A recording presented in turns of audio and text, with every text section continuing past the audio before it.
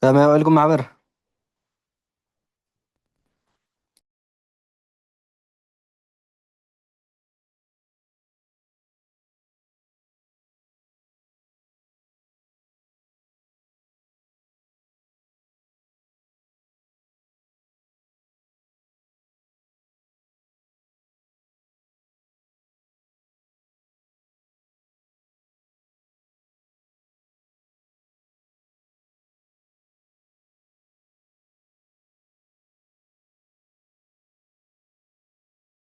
يسمع لنا معبر.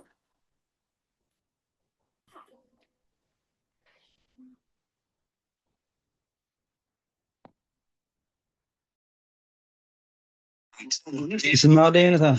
بسمع لي. اوكي. ما صلت نقبر ما نجمر مر. صلت قبر الناس كي.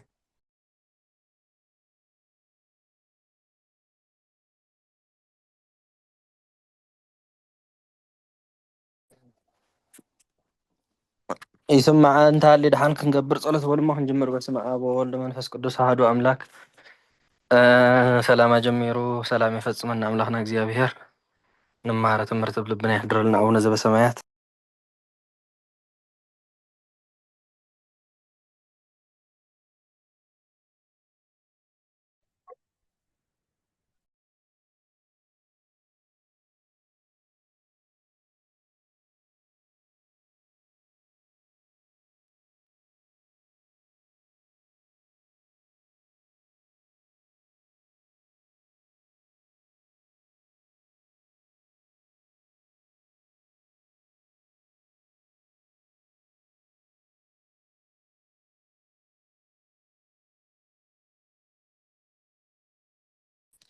ايش صلاتنا يقبلنا እግዚአብሔር ጀምሩ በሉ እንጀምር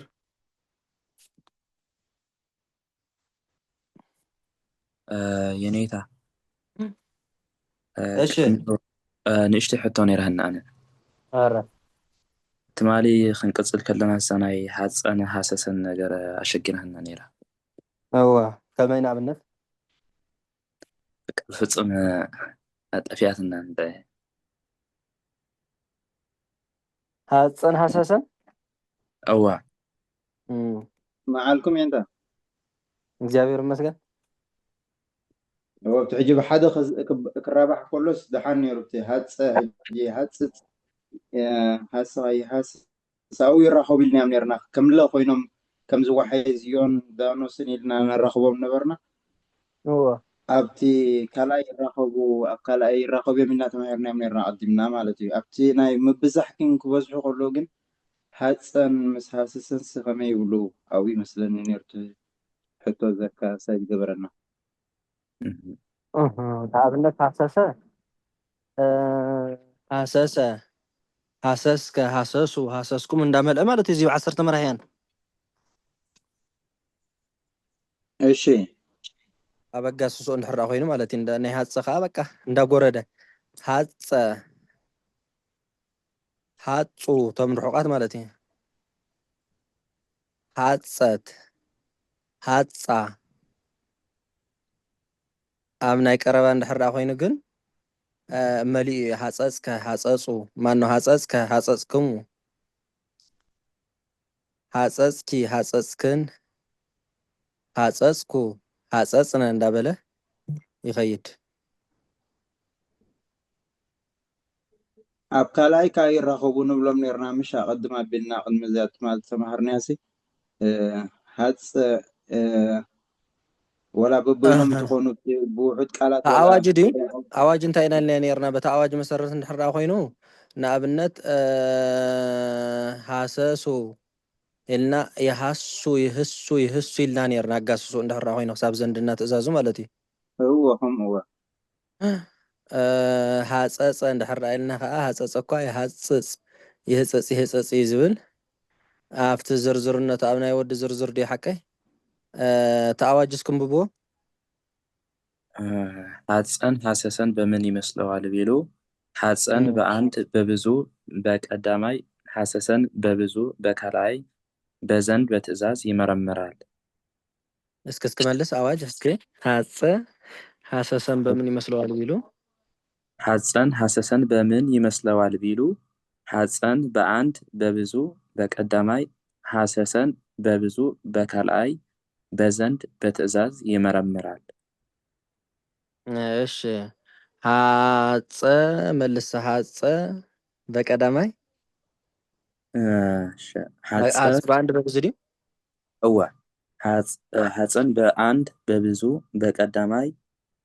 ሐሰሰን በብዙ በካልአይ በዘንድ በትእዛዝ ይመረምራል። ኦኬ ኣብ ዘንድ ነብ ትእዛዝን ይራኸብ እንዲ ዝብለና ዘሎ ንኣብነት ሐፀ ሐፁ ኢሉ ምሸሎ እዚ ሐሰሰኸ በካልኣይ እንታይ ኢልዎ ዘሎ በብዙ በካልአይ በዘንድ በትእዛዝ ሪኢኻ እንደገና ሐሰሱ ክብል እንከሎ በብዙ በካልኣይ ዝብሎ ዘለካ የሐሱ ክብል እንከሎ ይጎርድ ኣሎ ከም ሐፀ ማለት እዩ ሪኢኹም ሐሰሱ የሐሱስ ይህሱስ ይህሱስ ክንዲ ዝብል ልክ ከምቲ ናይ ሐፀ ኣመል ሒዞም ማለት እዩ ሐሰሱ የሐሱ ይህሱ ይህሱ ይብልሎ ይጎርድለዉ ማለት እዩ ዘንድና ትእዛዞም ካብ ካልኣዮም ጀሚሮም ክሳብ ትእዛዞም ናይ ሃሰናይቶም ብዙሓት ማለት እዩ ምስ ሐፀ ይመሳሰል ማለት ጎሪዶም እዮም ዝንበቡ ማለት እዩ ኩላቶም ልክዕ ከም ሐፀ ምሽል ኣሎ እሳቶም ከዓ መሊኦም ኣይንበቡን ልክዕ ከም ሐፀ ንባቦም ኣጉዲሎም እዮም ዝንበቡ ማለት እዩ ተረዳእትኩም ደ ምክንያቱ ሐሰሱ ምሽል ኣሎ ፍቲ ቀዳማይ ኣብ ካልኣይ ግን የሐሱ እዩ ዝብል ዘሎ እምበር የሐሱሱ ሰይብልን ዘሎ ስለዚ ካልኣይ ዘንድ ትእዛዝ ናይ ሐሰ ምስ ቀዳማይ ናይ ሐፀ ይመሳሰል ማለት ከምቲ ሐፀ ጎዲልዎ ዘሎ ካልኣይን ዘንድን ትእዛዝን ናይቶም ብዙሓት ከዓ እንዳጎደለ እዩ ዝኸይድ ማለት እዩ ቀለም እንዳጎደለ እዩ ዝኸይድ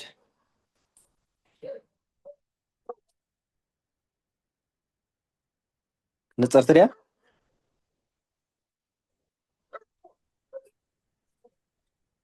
ሕጂ ንኣብነት ሐፀ ኢልና ምሽየነታ ይሓሱ ምስ በልናይ ኣብቲ ካልኣይ ኣብቲ ሓሰሰ ይሓሱ ስለ ዝበልናይ ዓጂብ ዝክልተ ይራኸብሎ ማለት እዩ ሓደ መሳሰሉ ብቲ ንባቦም ኣዋጅ ርኢዎ ሐፀ ኢልኩም ሐፀ በቀዳማይ እሺ ሐፀ መልስ እሺ ሐፀ እሺ ሐፀ በአንድ በብዙ በቀዳማይ ሐሰሰን ባቃሪኹም ሕጂ ብዛዕባ ሐፀ ብካልኣይ ገለመታት ኣይተዛረበን ብቀዳማይ እዩ ዝዛረብ ዘሎ ሕጂ ብ10 መራሕያን ከዓ እንዳጎደለ እዩ ዝኸይድ ብለኩም ኣለኹ ሐፀ ሐፁ ይብል ማለት እዩ ረዲኹም በአንድ በብዙ ማለት ሐፀ ሐፁ ማለት እዩ እዚ መሊኡ ድዩ ዘሎ ዋላ ጎዲሉ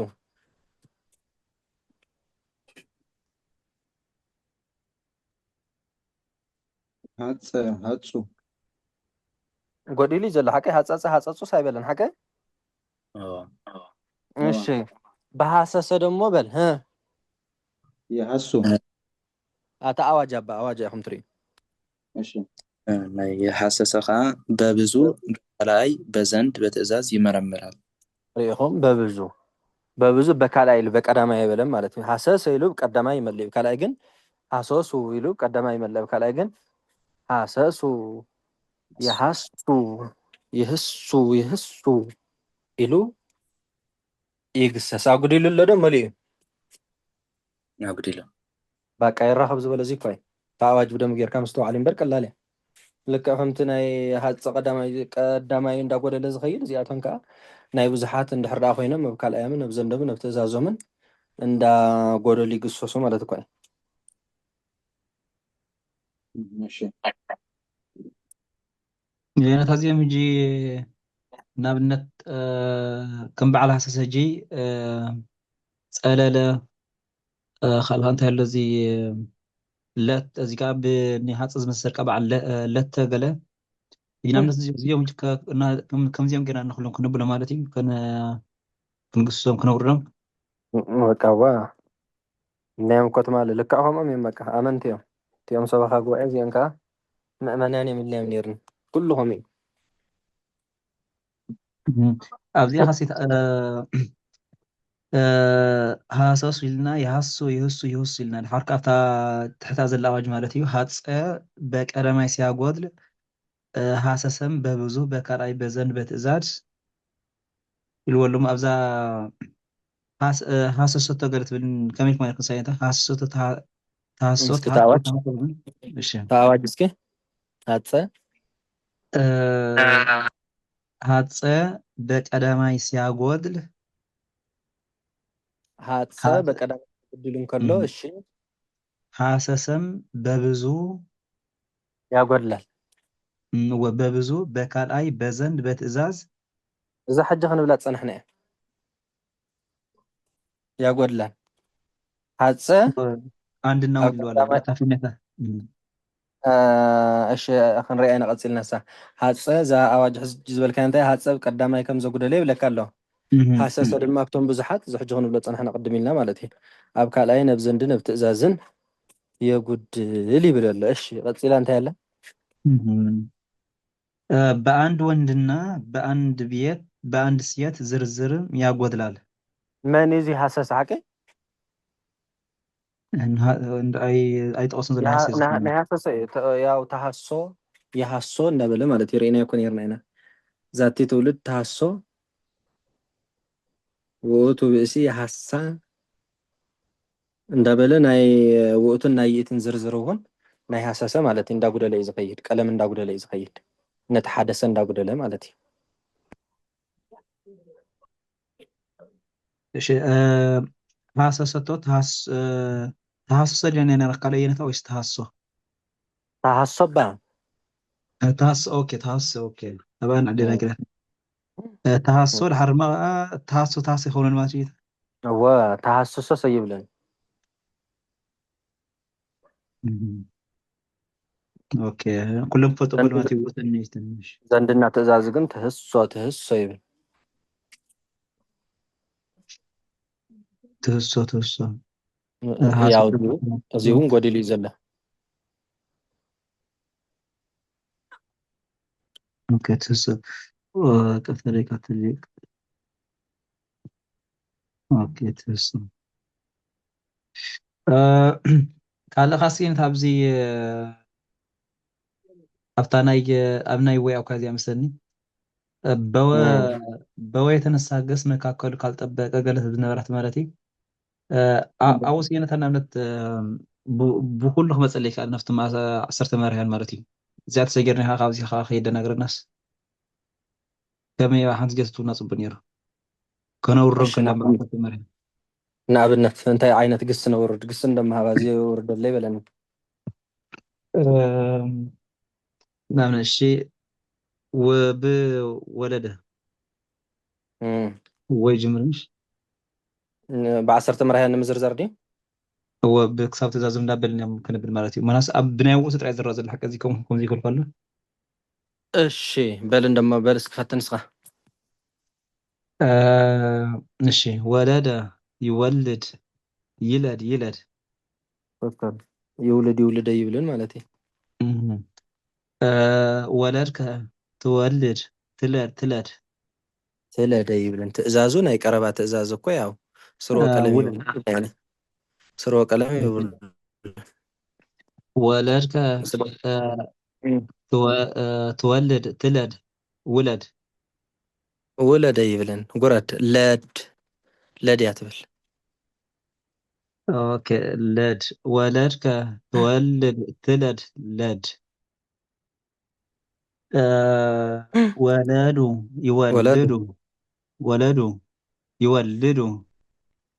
ይለዱ ዲኹ ስጂ ይለዱ ጉረደዋ ይውልዱ እውን ንዓመሉ ይብል እንዲ ዘንግር ግን ዝጎረደ ኢልና ኢና እሺ ወለድኩሙ ትወልዱ ትለዱ ለድዋ ኩሉ ለማ እሺ ወለደ ትወልድ ትለድ ወለድሺ ትወልዲ ትለዲ ለዲ ክልተ ግዜ ባይትበል ሓንቲ ግዜ ትለዲ ወለድኪ ትወልዲ ትለዲ ለዲ እዚኣ ጥራሕ ወለዳ ይወልዳ ይለዳ ወለድክን ትወልዳ ትለዳ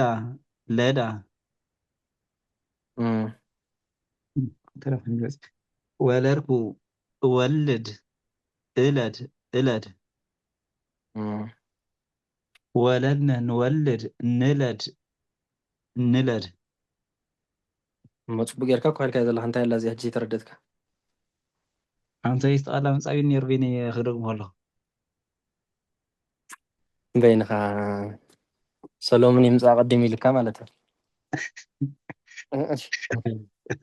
እናኸም እዩ ዙራ ሓደ ሓደ ግዜ ክትመራመር ከለካ ኣደናግር ስለ ዘብል እምበር ቀሊል እዩ በቃ ሓፈሻት ፅቡቅ እዩ ተቕፅላት ቅፅልዎ ዘለኹም ኣዋጅ እንድሕር ዳኣ ተታሒዙ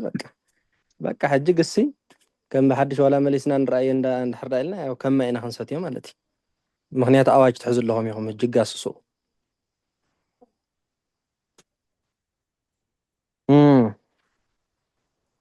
ካብ ሕቶ ለዚ ሕዋት እቶ እንተዚያለይ ንበልዎ ናይ መወዳእታ ኣብታ እዚኣ እኮ ናይ መወዳእታ ምስን ካብኣ ተሰጊድና ዘለና ካልእ እሱ ኣብዛ ባህና በኣ የደረሰ ግስ መካከሉ ፍጹም ግእዝ ሆኖ በቀተለና በቀደሰ ኢልዎ ዘሎ ማለት እዩ ነታ ጅስ ግእዝ ኮይኑ ኣይርከብን ኢልዎ ኣሎ ማለት እዩ ኣባኻ ክኸውን ከሎ ኩሉ ግእዝን ራብዕን ሳድስን እዩ ዝኸውን ሓቀይ ሳድስ ጥራይ ሳድስ ጥራይ ቀተለና ቀደሰ ዝውን ሰቂሉ አስተካክልዎ ነይሩ እኮ መስለን መጨረሻ አይ ቀተለና ቀደሰ ሳይሆን ሁሉንም ነው ይሉ እኮ ነገር ነይሩ እና ግእዝ የለ ራብ የለ በቃ ሳድስ ጥራይ ይዝገብር ሃነ ተኸታሊ ሁሉ ሳድስ ይዝገብር ባህነ መርሃ እንጂ የታስ መርሃ ኢልና ጅና ምነሲ መርሃ መርሃ አይተም ጾኒኹም ብኻለ በቃ ይርከብኒ ሳድስ ይዝገብር ናይ ኣብታ ኣብ ዘንድና ትእዛዝ እዩ ኣብ ዘንድና ትእዛዝ ክኸውን ከሎ ማለት ዘንድና ትእዛዝ ዲኻ ክብ ዘለኻ ኣወስኩም መታ ኣዋጅ እኮ ንቀዳማይ ኣውጅ ነይሩ እምበር ንዘንድና ትእዛዝ እኮ ይኮነን ንቀተለና ንቀደሰ ደኣሊሉ እምበር ብዛዕባ ዘንድና ትእዛዝ ያወጀ ብዘንድና ትእዛዝ እንድሕር ኮይኑ ከዓ ካልእ ኣዋጅ ናይ ባዕልና ጌርና ነይሩ መስለኒ እንድሕር ዳኣ ዘንድና ትእዛዝ ኮይኑ ከዓ ራቢ ዝገብር ወጅ ንሳ ያለታ ታ ራቢ ይገብር ዝበለታሲ ብራብ ጥራይሲ ወላ ሳድስስ የምፀልካ ይመስለኒ እንሱ እንታይ ወሎ ዘንድና ትእዛዙ የባረክ ኣመልን ኣያጣም ይልወሎ ህጅስ ናይ ባረክ ኣመል ሞ እንታይ ራብ እንዳሎ ሕጂ ራብ እንዲ ግን ሳድስ ግን የምፅእ ኩሎም ብራብ እዮም ዝኸዱ ኣየምፅን ፈፂሙ ኣብ ዘንድና ትእዛዝ ፈፂሙ ሳድስ ኣየምፅእን ራብዕ ጥራይ ዘምፅእ ኣብ ቀዳማይ ከዓ ፈፂሙ ራብዕ የምፅእን እንታይ ዳ ሳድስ ጥራይ ናይሃ ናይ ኣግሲ በቃ እዙዩ በቃ በዛ ኣዋጅ እዚኹም ክትሕዝዎ ዘለኩም ናይሃ ናይ ኣግሲ ይብለኩም ኣለኹም ቀዳማዩ በቃ ኩሉ ሳድስ እዩ በቃ ኣብ ማእኸል ዘሎ ማለት እዩ ናይቲ መጨረሻ ዘሎ ተኸታሊ ቅድምቲ ወይ ድሕሪ ታሃ ዘሎ ብኻልእ ኣዘራርባ ከዓ ወይ ቅድሚ ታኣ ዘሎ ማለት እዩ ቅድሚትን ድሕሪትን ባህል ኢልና ነርና ኢና መቸም ዛሪብና ኣለና ሓደ መዓልቲ እናሱ ሳድስ ጥራይ ዝኸውን ቀዳማይ ኣብ ዘንድ ናይ ትእዛዝን እንፈርኣ ኮይኑ ከዓ ራብዕ ጥራይ ኣብ ናይ ብዙሕ ግን ሳድስ ነምሲ መርሁ ይመርሁ ይምርሁ ናብኡን ተኣቲኻ ከዓ ካልእ ኣዋጅ መርሁ ይመርሁ ሕጂ ብምንታይ ነቲ ኣዋጅ ብምንታይ ዝዝረብ ዘሎ ብውእቱ እዩ ሓቀ ብናይ ብኸም ብኸም ስለዝመፀሊ ብናይ ውእቱ ግድን ብዓሰርተ መርሃያ ንርኣዮ ተባሂልካ ሕጂ እዚ ኣብ ምንታይ እዩ ዝምሃር ኣብ እርባታ እዩ መቸም ዝሕተት ሕጂ እሱ ንርኣዮ እንድሕር ተባሂሉ ግን ይገብር ባ መርሁ ትብል እቲ እንታይ ኢኻ ትብሎ ትቀዳማይ ጓል ትኹን ወዲ ይኹን ውሕዳት ይኹን ብዙሓት ይኹን ይቕየርን ዘንድን ትእዛዙን ግን ይቀይራል ንኣብነት መርሃ ይመርህ ይምራህ ዝነበረ ብናይ ውእቱ ኣብ ናይ ውእቶም ከዓ ሩእ ይኸውን ማለት እዩ መርሃ ትመርህ ትምራሕ ኣብኡ ያው ኣብ ናይ እቲ ኣብቶም ርሑቃት ራብዕ ይኸውን ኣብተን ቀረባታት ከዓ ሳድስ ይኸውን ኣብ ናይ ኣንቲ ጥራይ ስታዝ ዘምፅእ እዚ ሳድስ እምበር ኣብ ናይ ውእቶም ናይ ውእቶ ናይ ኣንትን ኣብ ቀረባታት ኣብ ቀረባታት ኣብተን ቀረባታት ኩሎም ሳድስ የምፅእ ኣብቶም ርሑቃት ማን ነው ራብዕ የምፅእ ማለት እዩ ይመርሃ ውእቶን ናይ ርሑቃት ይኩናኒ እሞ እንታይ ዝብለካ ዘለኹ ኣብቶም ርሑቃት ብለካ ኣለኹ ሳድስ ኣብ ናይ ቀረባኻ ራብዕ አይደለም ንቀያይሮ ኮይኑህሉ ኣብ ናይ ርሑቃት እንታይ ንብል ኣብ ናይ ርሑቃት ንኣብነት ድሓን በብሓደ ንራእዮም ውእቱ برابي هو أنت بسادس وأتومو بسادس مرهون دي حكي يتحاوس يوم أجيب مراحي أحد بحد نحريهم نخل سلز التحاوس زرا خبرابن كاب سادسن يوصل جن هو عم يرني نتا أب كمتي نعت زيتك مالتي بزيك أفتم ناي بزحات كله مالتي سادس يخونو نهنا خا نهنا نيجي نفتح تطوان نهنا خا مسنايتهم وحدات كوينا رابع مصطمع سادس وأوتو أنتي يأتي أنا هنا رابع وأوتومو أنتي وأوتنكا أنتنكا مالتي سادس بخوم بالكام مالتي أب 14 زي بدم بخري እና مفتاش بحقشة كم تقول زلها صبغ حدا بحدا دحر ترأيو نايزيوم ناي مرهم ونرأ خاو تمساسل بخوم مساسلكم كتم صوت خليهم مرها يمر يمره بمتى تقسيسو رابع مراه تمره مرح زيكا رابع يمره سادس مراهيكم تمره سادس مرها تمره رابع مراهيك تمره سادس خاو تندي يمرها يمرها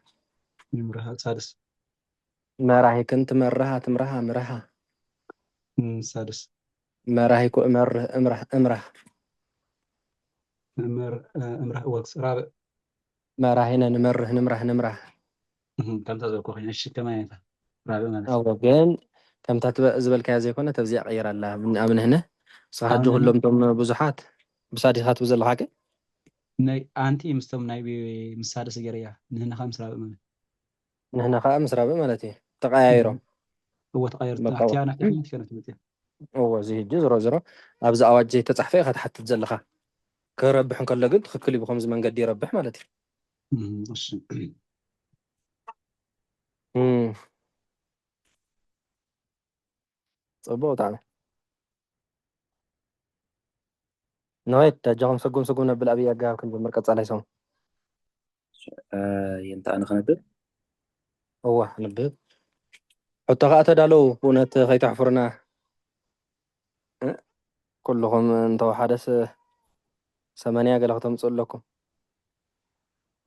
تحت 5 مالتي خاون تحت مو دقيق مقطعات خنقبر لنا انت تحت زود 5 تحت زمزه ايش እሺ በስመ አብ ወወልድ ወመንፈስ ቅዱስ አሐዱ አምላክ ተንውጠው የሚያስቀሩ ቀለማት ከራሱ ጋራ 6 ናቸው። በስመ አብ ወወልድ ወመንፈስ ቅዱስ አሐዱ አምላክ ተንውጠው የሚያስቀሩ ቀለማት ከራሱ ጋራ 6 ናቸው። በስመ አብ ወወልድ ወመንፈስ ቅዱስ አሐዱ አምላክ ተንውጠው የሚያስቀሩ ቀለማት ከራሱ ጋራ 6 ናቸው። እሊህም ሰ ተ ዘ ደ ጠ ጸ ናቸው። ሲወጡም በተደራጊና በተደራራጊ ነው። ሰ ተሰብሐ ይሴባህ ይሰባህ ይሰባህ ተተርአሰ ይተርአስ ይተርአስ ይተርአስ ዘ ተዘምደ ይዘመድ ይዘመድ ይዘመድ ደ ተደንገለ ይደነገል ይደንገል ይደንገል ጠ ተጠምቀ ይጠመቅ ይጠመቅ ይጠመቅ እሺ ጸ ተጸምደ ይጸመድ ይጸመድ ይጸመድ ተጽእነ ይጽአን ይጸአን ይጸአን ይላል። በተደራራጊ ሲገባ ተሰካተየ ይሰካተይ ይሰካተይ ይሰካተይ ይላል። ብቻ ግዕዛቸው አይደለም ራብዓቸው ሐምሳቸው ሳድሳቸውም ሰብዓቸውም ይወጣሉ። ክቐጽል የንታ ወይሰ ወዳእያ ኣዋጃ እዚኣ ትወዳእ እሺ ራብዕ ተሳተፈ ይሳተፍ ይሳተፍ ይሳተፍ ሐምስ ተፄወወ ይፄወው ይፄወው ይፄወው ሳድስ ተስእለ ይስአል ይሰአል ይሰአል ሳብዕ ተተወስሐ ይትወሳህ ይትወሳህ ይትወሳህ ማለት ያሳያል። ከእኒህም የማይውጡ ሁለት አሉ። ተስአነ ተስአ ናቸው። ተስአ ይተስእ ተስአ ይተሳአ ማለት ያሳያል።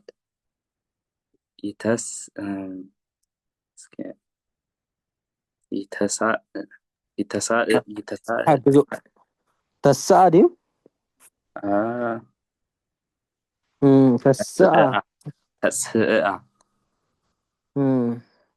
تسعة ተስአ ይተሳአ ማለት ያሳያል። ተስአ ብሎም ይተሰእ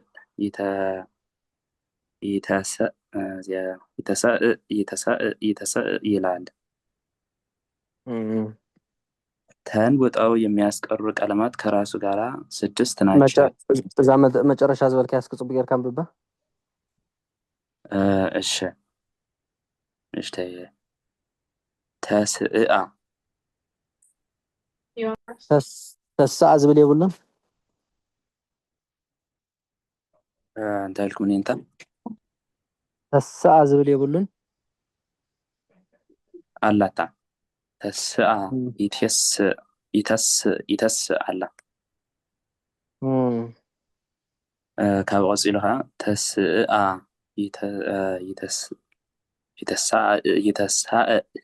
ይተሳእ ማለት ያሳያል ኢሉ።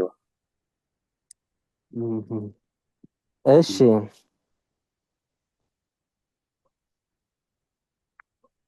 ንኸይድ ካብ መጀመርታ ተንውጠው የሚያስቀሩ ቀለማት ከራሱ ጋር 6 ናቸው። እሊህም ሰ፣ ተ፣ ዘ፣ ደ፣ ጠ፣ ጸ ናቸው። ሲወጡ በተደራጊና በተደራራጊ ነው። ወዚያ አትተሓሰብ እንጂ ቀንዲ ክውሕጡ ከለው ሲውጡ በማንና በማን ናቸው? በተደራጊና በተደራራጊ። ፊደላት ክንደዮም? 6 አጠቃላይ ባ ካብ ሀ ጀሚርና ክሳብ ፐ ዘለዉ ፊደላት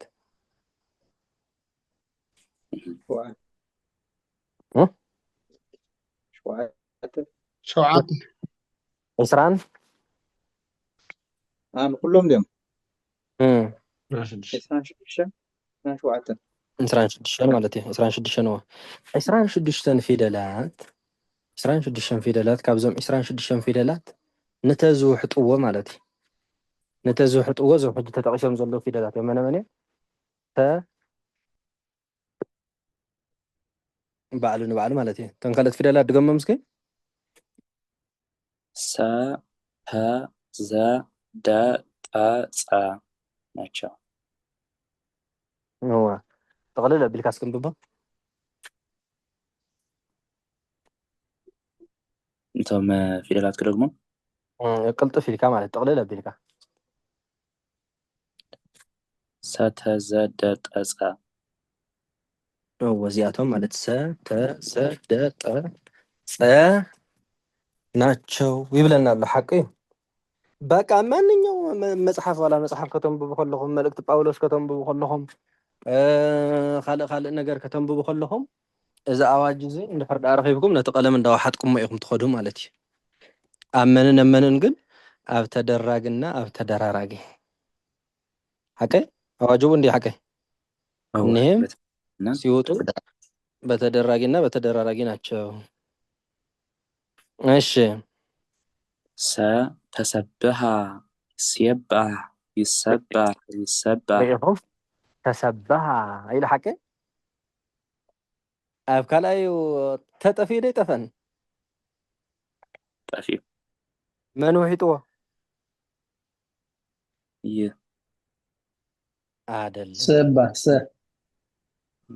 አይደለም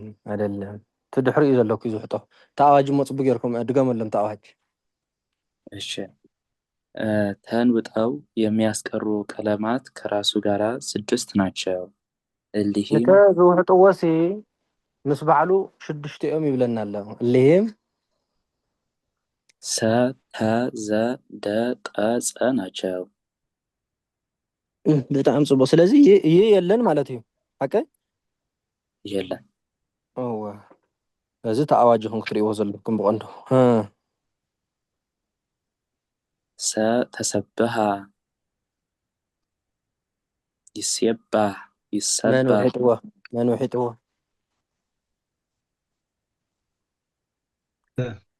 ሰ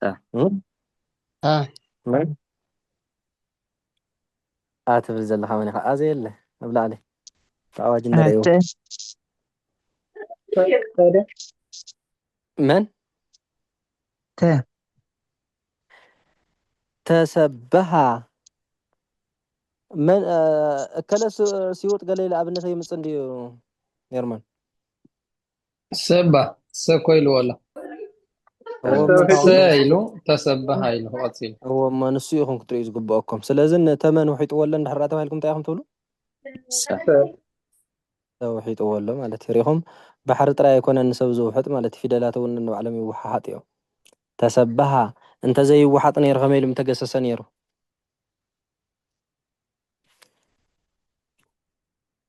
يتسيبه هو يتسبه بلنيرو مالتي زقرم أواجهكم بتاعي إن ያው እንዳውሓጦ ይኸይድ ኣለካ ካብ ካልኣይ ጀሚሩ ተሰብሃ ይሰባህ ንኽብል ዝገበሮ ያው ሰንተ ስለ ዝወሓጠ እዩ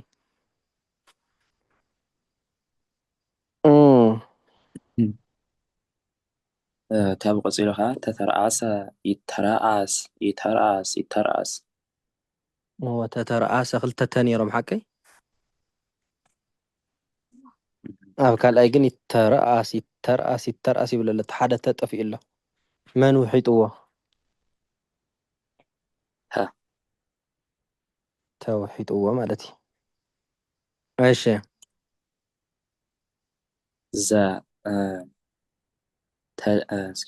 ተዘምደ ይዘመድ መን ውሒጥዎ ንተ ዘውሒጥዎ ማለት እና ዝውሕጥ ተ ምስ በለ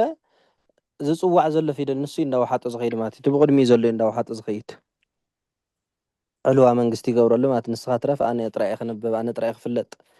ኣነ ጥራይ ክምህር ኣነ ጥራይ መድረክ ክወፅእ ይብል ኣሎ ማለት እዩ ንሱ ሪኢኹም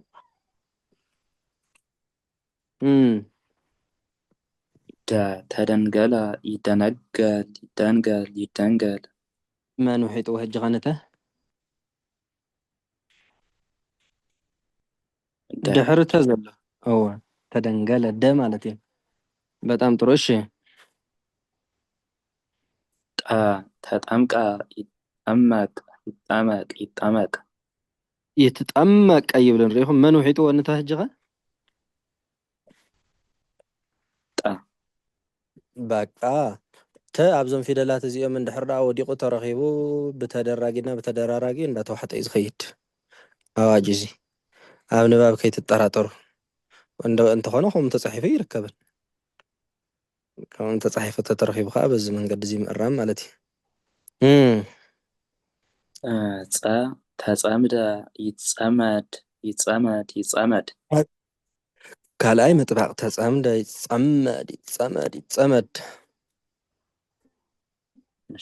ተጸምደ ይጸመድ ካልኣይ ኩሉ ግዜ ዝጠብቕ እሺ ንተመን ውሒጥዎ ሕጂ ኸ መን ውሒጥዎ ውሒጥዎ ማለት እዩ እሺ ተጽእነ ይጸአን ይላል ደጊምዎ ማለት እዩ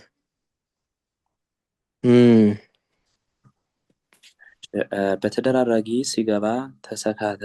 ይሰካተ ይላል ክሳብ ሕጂ ብተደራጊ ክርኤና ፀኒሑ ማለት እዩ ብተደራራጊ ከዓ ተሰካተየ ኢሉ ይትሰካተ ይበለ መን ይውሕጥ ኣሎ ኣጃኹም ኩልኩም እንደመለሱ ይርደኩም እኒ ዘሎ ድሕሪ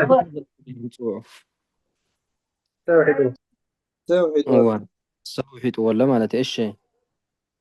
እሺ ይላል ብቻ ግዕዛቸው አይደለም ራብዓቸው ሐምሳቸው ሳድሳቸውም ሰብአቸውም ይወጣሉ። መልካም ኢሉኸ ራብዕ ተሳተፈ ይሳተፍ ወቶም ዝውሕጡ ቀለማት እዮም እጂ ብግእዞም ብራብኦም ብሳብኦም ገለ ዝብሎም ዘሎ ነቶም ውሓጥ እዩ እምበር እንታይ ይኮነን ንሱ ተነቱ ኣይለቀቐን ኣይገድፈን ስለዚ እቶም ውሓጥ ግን ግእዝ ኮይኖም ክውሕጡ ይኽእሉ ያው ፀላእ ከጥቃዕካ እንከሎ ንዓኻ መሲሉ እዩ ሓቀይ ሓንሳብ ንዓኻ መሲሉ ከጥቃዕካ ይኽእል ሓንሳብ ከዓ ያው ኣፍሊጡ ማለት እዩ በቃ ፀላኢኻ ምዃኑ ኣፍሊጡ ክትቃዕካ ይኽእል በቃ ወይ ከዓ ናትካ ናይ ወታደር ልብስን ናትካ ዝመስል ለቢሱ መፅዩ ከጥቃዕካ ይኽእል ማለት እዩ እዚኣቶም ከዓ ያው እንዳቀያየሩ ንባቦም ብግእዞም ብራብኦም ብሳብኦም ንተይውሕጥዎ ማለት እዩ ኣምስ ተፄወወ ይፄወው ኣምስ ዝብሎ ዘሎ ንፅየ እዩ ተፄወወ ኢሉስ ይፄወው ክብሎ ዝግባእ ዝነበረ ያው ኣትሪፍዎ ማለት እዩ ነታ ሳድስ ተስእላ ይሰኣል መን ውሒጥዎ ሕጂ ኸ ሳ ማኖ እንታይ ድዩ ነይሩ ዘሩ ተስእላ እወስ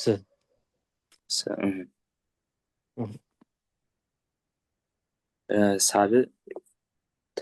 ተተወስሓ ይትወሳሕ ተተወስሓ ንባባ ተተወስሓ ይትወሳሕ መን ውሒጥዎ ሕጂ ኸ ቶ ሳብዕ ብዝበሎ ማለት እዩ ማለት ከእኒህም የማይውጡ ሁለት አሉ ተስአና የማይውጡ ሁለት አሉ ይለዋል ካብዞም ኣዋጅ ማለት ካብዞም ዝተኣዋጁ ኸ ዘይውሕጡ ክልተ ኣለዉ እሱ ተስአና ተስእአ ተስአና ተስእአ ተስአና ተስእአ ናቸው ተስአ የትየስእ ኢልና ኣለና ወብ ካልኣይ ከምዚ ገይሩ እዩ ዝግሰስ ስለተ ተዋሒጡ ዶ ይተዋሕጠ ኣይተዋሕጠን ዘሎ ኣይተዋሕጠን ብእውነት ስለምንታይ ኣይተዋሕጠን ዝነገረኒ ብሓቂ ንኸ ተምሃራይ ብጣዕሚ ፅቡቅ ዝከታተል ዘሎ እዩ እንታይ ኮይኑ ዘይተዋሕጠ ኣየ እንታይ ተስኣተየት ኮይና ኣምስ ዝኾነ ድየመተ ሓንቲ ተስኣ ዝበለታ ኣድራግ ስለዝኾነ ተስኣ ዝበለት ተስኣ ዝብል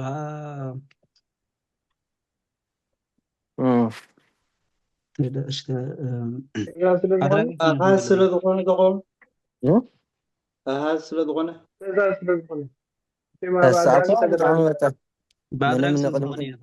ንቅድሚት ንድሕሪት ዘይነላብወላ መልሲ መሊስዋ ኣሎ እዝራ ተስኣ ወተስኣ 9 ኣደረገ እንድዩ ኣድራጊ እዩ ተኣዋጅ ሕጂ ንመን ይውሕጡ ኢሉ ነይሩ ተደራጊና ብጣዕሚ ይበል መልሲ ማለት እዩ እዚኣ እንተወሲኽኩም ከዓ ብጣዕሚ ፅቡቕቲ ተስእአ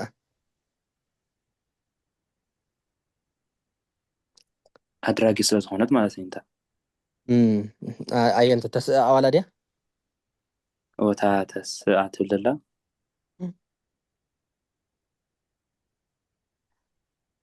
ካልእ ኸ ሽዑ ይተስእ ኢለ ወፂኡ ያው እዚኣ እኳ ዝሮ ኣዋጅ ኣፍራሻ እዚኣ ኣድራጊኣ ተስኣ እንዲ ሓቀይ እዋ ተስኣ ኣድራጊኣ ያው ስእኣ ዝብል ኣድራጊ ይሰኣናኒ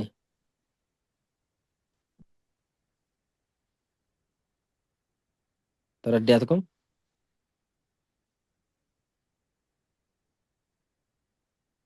ተስእኣ ወቅት ግሰስን ከላ ያው ተስእኣ እንታይ ዲ ዝብል ግሱ ተስእአ ይትሰኣእ ትርጉሙ እንታይ ዳ ይንታ ተስኣይ ዳ ተስእኣ ዳ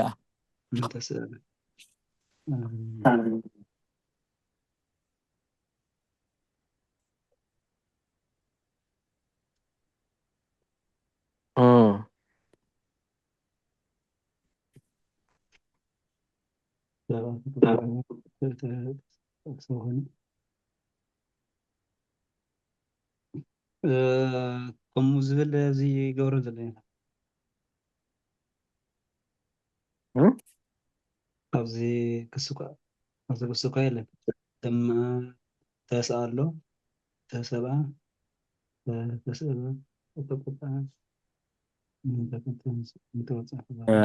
ተገፈፈ ይላል እንታ ተገፈፈ ተስአ ኢሉ ተገፈፈ ደልዎ ተገፈፈ ገፈ هو ተገፈፈ ሪኢኹም ብተገፈፈ ማለት እጂ ተደራጊ ሓቀይ ስለዚ ተአ ዝብል ገፈፈ ዝብል ኣግስቲ ኣለዎ ማለት እዩ እና እዚኣ ኣዋጅ ኣፍራሽ ተረኺባ በቃ ካብዚ ሙሉእ ግሲ ግን እዚኣ ኣድላይ ትበሃልን እያ ሓንቲ ፅይቕቲ እዚኣ ተረኺባ ማለት እዩ ኣዋጅ ተፍርስ እምበር ካልእ ብሙሉእ ግሲ ኣዋጅ ዝሓለወ እዩ ካብዚ ኣዋጅ እዚ ዝወፅእ ኣልዎ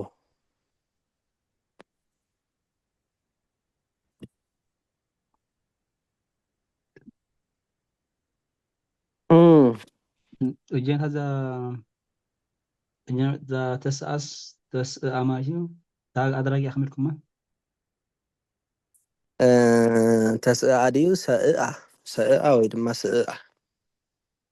ሰእአ ይዋኖ ኣየንግርን ግን ዝሮ ንኣመሉስ ኣለዎ እዩ እናተለዎ እዩ ንምባል ኢልና ኢና እምበር ኣየንግርን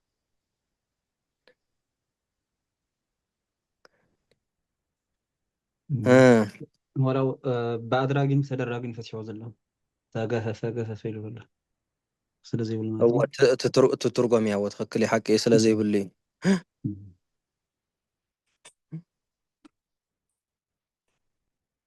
ተስአ ብሎም ይትሰእ ይላል ሰእ ድዩ ይትሰአ ይትሰእ ኢሉ እንታ ብግእዝ ኣይብል ተስአ ድዩ ይተስእ ተሰእአ ብሎ ይትሰእ ይተሰእ ዶ ይተሰእ እዋ ይተሰእ ሽዑ ጥቕልል ንባቡ ይተስእ ይተስእ ይላል ናብ ካሊእ ኣዋጅ ይቕፅለሉ ሸ እሺ የንባብ ገቢር እሺ ኣብዚ ሕጂ ክንብሎ ፀናሕና ብሰተዘጠጠ ፀሲ ክወሓጡ ከሎ ኣብቲ ዘንድን ኣብቲ ትእዛዝን ንሪኦም ፀኒሕና ሕጅስ እቲ ዝሕግዞ ዘሎ ዓብ ተራ ዝፃወት ዘሎ ማለት እዩ ብሓገዝ ናይ ዝውሓጥ ዘሎ ብሓገዝ ናይ መን ብሓገዝ ናይ ምስ ኣተወ እሱ እኮ ስርወ ቀለም እዩ እዎም ሕጂ ተሰባህድናስ ምስኡሎ እቲ ባዕሉ እቲ ቃል ካብቶም ዝወሓጡስ ኣብ መጀመርታ ኣንቀፅ ኣሎ ኣብቲ ካልኣይ ክቕፅል ገሎ ግን ምስ ኣተወ እቲ ሰርወ ቀለም ንብሎ ዘለና ምስ ተናሎምሲ እቲ ቃል ይወሓጥ ማለት እዩ ወይ ውሓጥ መተካእታ ናቱ ይኣቱ ማለት እዩ ግን ዝውሕጦ ዘሎ እዩ ዘይኮነ ይውሕጦሎ ዝበሃል ተሰይ ዘትርፎ ዘሎ ማለት እዩ ብምሳሌ ጌርና ክንሪኦ እንድሕር ኮይና ሕጂ ክልቲኦም ሰበስልጣን ነይሮም ሓቀይ ብድሕሪኡ ስርወ ቀለም እዩ ስርወ ቀለም ያው ፍሉጥ እና እቲ ሰ ኣይ ምስ ስርወ ቀለም ዝኾነ ዕላለላትና መንስ ካብዚ ትረፍ ኢልዎ ማለት እዩ ንተ እቶም ፊደላትኩም እንዳዓሸው እዮም ዝትርፍዎ ዘለዉ ንተ ስለዚ በቃ እዞም ፊደላት እዚኦም ዝዓለቦ ግሲ ኣብ ካልኣዩ ኣብ ዘንዱ ትእዛዙ በቃ ብዘይካ ተስአ ኣዋጅ ኣፍሪሳ ዝተረፈበት ካልእ ኩሉ እንዳወሓጥና ኢና ነንብቡ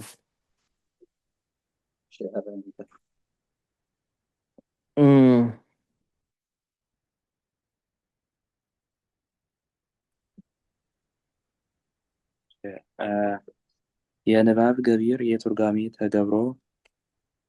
የሚሆኑ ግሶች 4 ናቸው። እነዚህም ሀመ፣ ደወየ፣ ጸምአ፣ ረህበ ናቸው። ሀመ ህማመ ደዌ ጸምአ ማየ ርህበ እክለ ይላል። ዳግመኛም በተገብሮ ሲገቡ ትርጓሜያቸውም በንባብ ይመስሉታል። ይኸውም ተሐመ ብእሲ ተጸምአ ተደዋየ ተርህበ ማለት ያሳያል። በመጽሐፍ ከግስ ሁሉ የንባብ ተደራጊ የትርጓሜ አድራጊ ይገኛል። ይኸውም ሲገኝ አመሉን የማይተዉት አሉ። እሊህም ተነጽሐ ተገድፈ ናቸው። እሊህንም ተንበለ ይመስላቸዋል። እሺ የተገብሮ አመል በንባባቸው በትርጓሜያቸውም የማይገኝባቸው አራት ናቸው። ከብረ፣ ነግሰ፣ ሞተ፣ ቆመ ናቸው። እሊህም ዘራቸውን ይስባሉ። ካለ አዋጅ ሃገር ንመልሳታ አዋጅ እንድሕር ካለ ሓድሽ አዋጅ ኮይኑ መልሳት እያ። የንባብ ገቢር የትርጓሜ ተገብሮ የሚሆኑ ግሶች አራት ናቸው። አዋጅ ትኩረት ጌርኩም ህሊናኩም ስብስብ በቢልኩም አዋጅ ይኹም ሕጂ ክትሕዙ ዘለኩም ማለት እዩ። ተአዋጅ የንባብ ገቢር የትርጓሜ ተገብሮ የሚሆኑ ግሶች አራት ናቸው። ንባቦም ገቢር ትርጓሚኦም ከዓ ተገብሮ ዝኾኑ ግስታት አርባዕተ እዮም ይብለና። እሺ እነዚህም ሐመ፣ ደወየ፣ ጸምአ፣ ርህበ ናቸው። እዚኦም ሕጂ ክረአዩ ከሎ ገቢር ዶ ይመስሉ? ስለ ዘይብሎም ገቢር እዮም ዝመስሉ ብትክክል ግን ተገብሮ እዮም።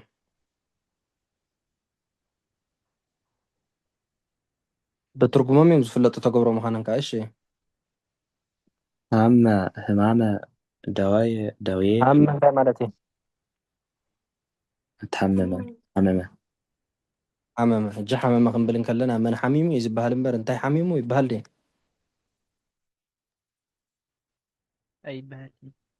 አይበሃልን። ስለዚ ሓመ ተገብሮ እዩ ማለት ከመይ እዩ። ገይርዎ ንብል ኣይኮነን መጀመርታ ከመይ ገይርዎ ክትብል ተኾንካ መን ምዃኑ ክትፈልጥ ኣለካ። መን ሓይሙ ዳ ንብልና ቀዳመይ ትመፅእ ሰብ እሰያ ስለዚ መን እንድሕር ቀዳመይቲ መፅያ ትልካ ትግሲ ተገብሮ እዩ ማለት እዩ። ስለዚ ሓመን ክረአ እንከሎ ንባቡ ገቢር ይመስል ትርጉሙ ግን ያው ተገብሮ እዩ እዩ።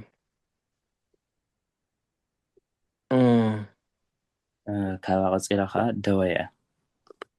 ያው ተገብሮ ይኹን ገለ ይኹን ግን ናይ ባዕሉ ግሲ ዘይስሕብ የለን። ኩሉ ናይ ባዕሉ ግሲ ዋላ ተገብሮ ናይ ባዕሉ ግሲ እንድሕር ኮይኑ ይስሕብ እዩ። ንኣብነት ኣቦይ ኣውሮፓ እንድሕር ሃልዩ ብባሕሪ እንድሕር ከይደ ይስሕበኒ ዶ ይስሕበኒ? ይስሕበኩም እንታይ ስለ ዝኾነ ኣቦ ፍቀዶ ውላድ ናቱ ስለ ዝኾንኩ ማለት እዩ። ስለዚ ንናቱ ግሲ ያው ዘይስሕብ የለን ጠቕላላ ደሞ እኳ ያው አንጭዋ ሒዛ ካብ ንባዕላ ቀዲማ ንመን እያ ትህብ? ነቶም ደቂ እያ ትህብ ሓቂ ደሞ ማለት እዩ። ሓደ ሓደ ግዜ እኳ ትበልዐኒ እንዴት ትበልዐኒ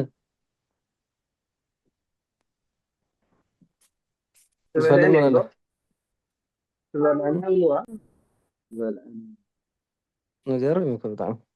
ኣብ ጎንደር ኣቆቃም ቤት ከለና ብዛ ኣፍ ገዛይ ነይራ ሓንቲ ድማ ምስ 5 ድያ 6 እያ ወሊዳ ተረኣኻዮም መዓልቲ ይጎድልቶም ደማ ለካስ ትበልዖም ሓንቲ መዓልቲ ትበልዖ ከላ ርኢናያስ ገሪምና ሰብ ዶ ይወስዶም ይህሉ ገሊልና ገና ናሽቲ እዮም እና ድሙ ደቃ ትበልዕ ሓደ ሓደ ግዜ ኣይ ብሓፈሻ ንነገሩ ኢና ንብል ዘለና እምበር ናቱ ነገር ዘይርህርህ የለን ማለት እዩ። ካብኡ ንዝወፀ ንውላዱ ንወላዲ ዘይርህርህ ሰብ የለን እግዚኣብሔር ፀልአሉ ተዘይኮይኑ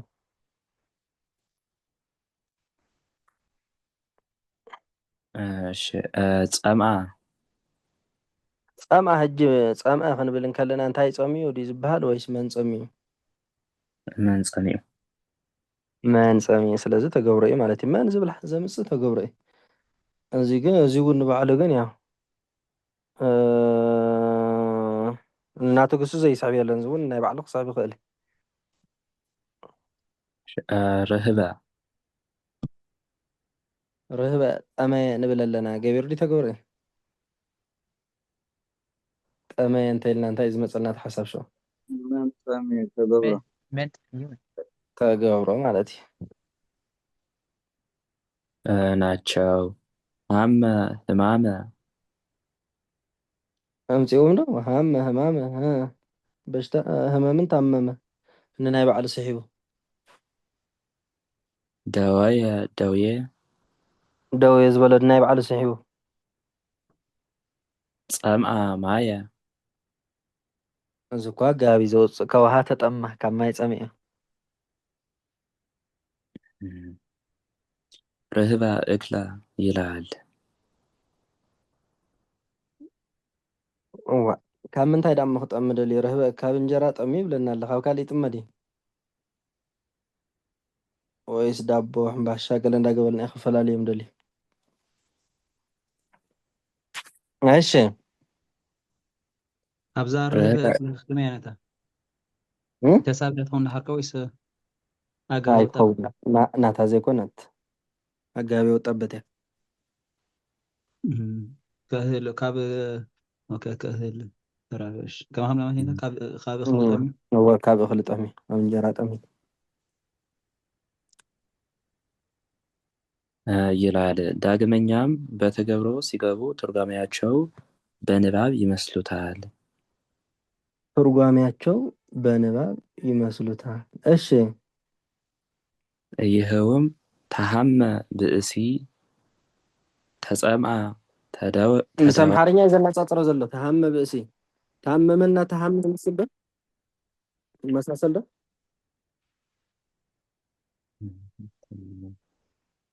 ወይ መሳሰል አይነት ስማዕ አለ ዲ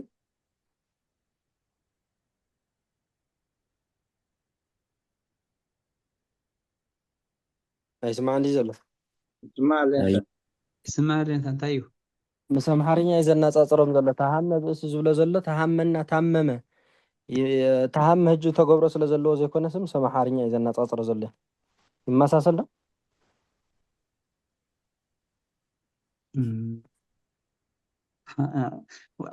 ኣብቲ ናይ ኣምሓርናስ ኣድራጊ ብሎም በቲ ተደራጊኦም ዝኸድዎ ማለት እዩ በቃ ንባዕሉ ታመመ ማለት እኮ ተደራጊ ማለት እኮ ኣድራጊ የብሉ እዚ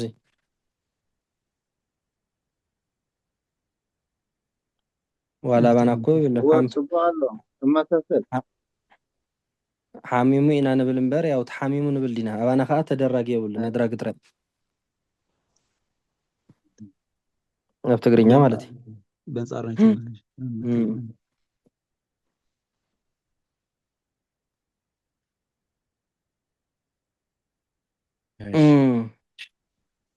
ተጸምአ ተደዋየ ተረህበ ማለት ያሳያል። እወ ተራበ ሕጂ ተረህበና ተራበ ይመሳሰል ዶ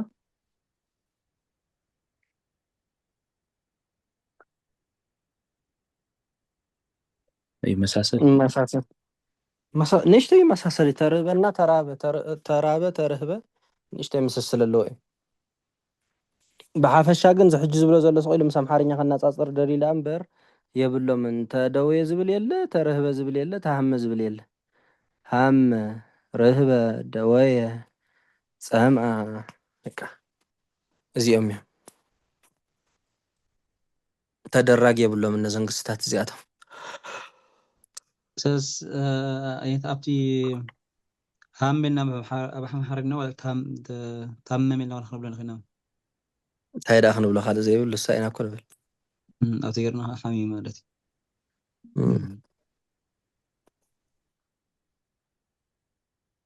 ማለት ያሳያል። በመጽሐፍ ከግስ ሁሉ የንባብ ተደራጊ የትርጓሜ አድራጊ ይገኛል። ይኸውም ሲገኝ እዚኦም ጥራይ አይኮኑም ማለት እዩ እዚኦምስ በቃ ኣብነት ንመርኣያ ዝመፁ ዳ ኣሎ እምበር መፅሓፍ ብዙሕ ብዙሕ ብዙሕ ናይ ንባብ ኣድራጊ መሲሉ ናይ ትርጓሜ ተደራጊ ኣዝዩ ብዙሕ እዩ ዘሎ ማለት እዩ ብዙሕ ዝመፅእ ይገኛል። ይኸውም አመሉን የማይተውት አሉ። ይኸው ሚልካ እሺ፣ ይኸውም ሲገኝ አመሉን የማይተውት አሉ። እሊህም ተነጽሐ ተገድፈ ናቸው። እሊህንም ተንበለን ይመስላቸዋል። أو تنصحنا تقدر فدي تنصح نصا تقدر فخا ودك انت إلو تعمل هجي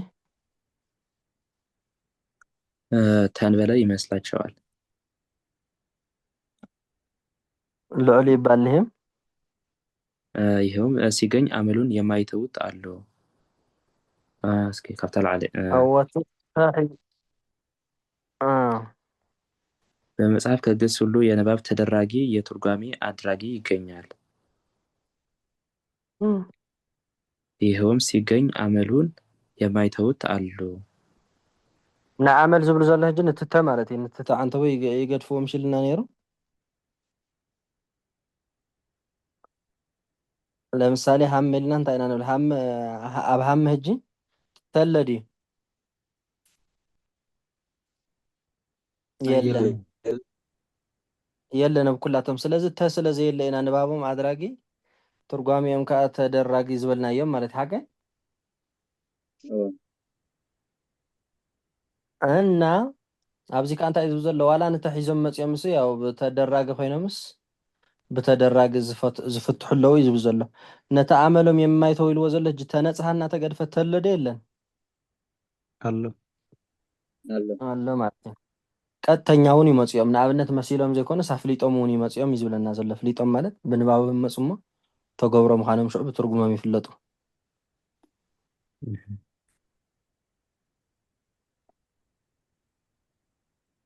ስለዚህ እንታ ከምዚኦም ክኾን ከሎ ዞም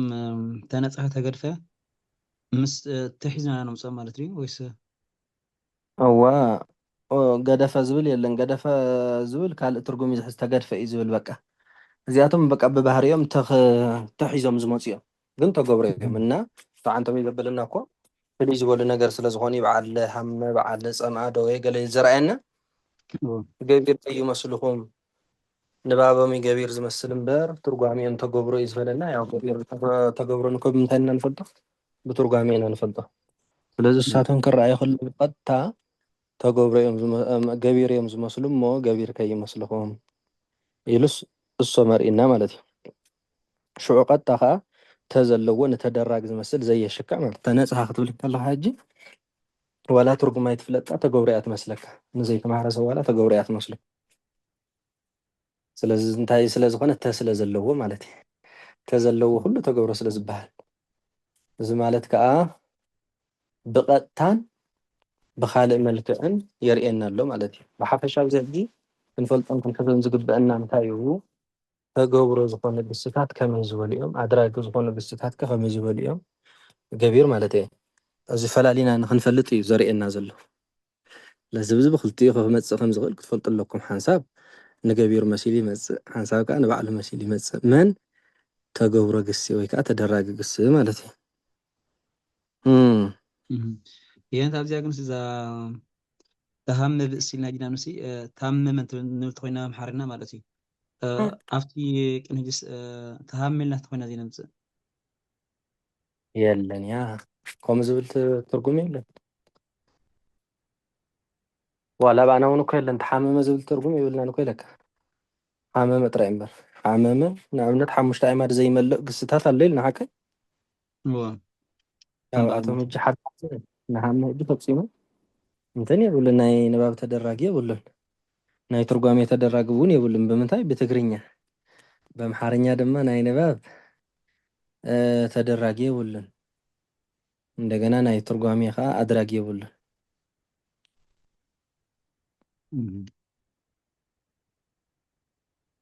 ኦኬ ኣብቲ ኣይ ነምፃ ነዛት ሓንቲ ግን ነምፃ ኢና ማለት እዩ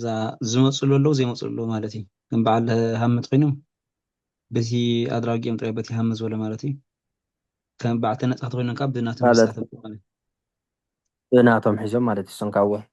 ኣፈላላይ በቃ ሲ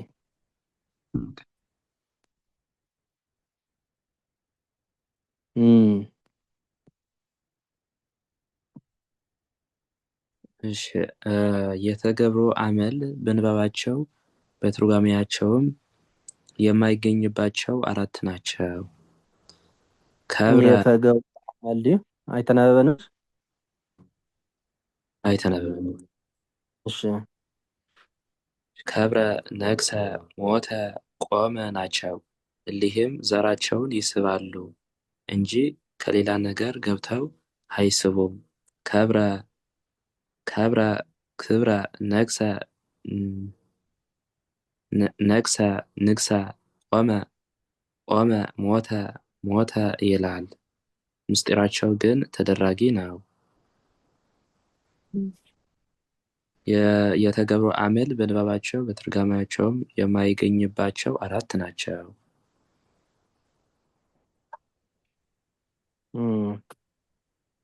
ከብረ፣ ነግሰ፣ ሞተ፣ ቆመ ናቸው።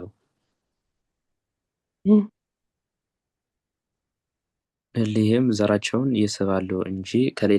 ከሌላ ነገር ገብተው አይስቡም። ይደግማ የዘለዋ አይንታ ወዳይባ ተወዲያ ዲያ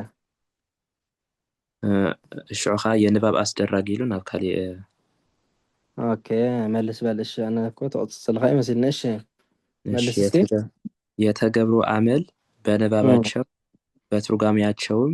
የማይገኝባቸው አራት ናቸው። የማይገኝባቸው ይዝብ ዘሎ ርአይ ሕጂ ካብዚ ናይ ተገብሮ አመል ኣብ ንባቦምን ኣብ ትርጓሚኦምን ዘይርከቦም ክንደዮም? ኣርባዕተ ማለት እዩ። ሕዙ ኣዋጅ ናይ ተገብሮ አመል ኣብ ንባቦምን ኣብ ትርጓሚኦምን ዘይርከቦም። እዚ ማለት ናይ ተገብሮ አመል ማለት እንታይ ማለት እዩ? መን ማለት እዩ? ተ ማለት እዩ። ተ እሺ ከብረ፣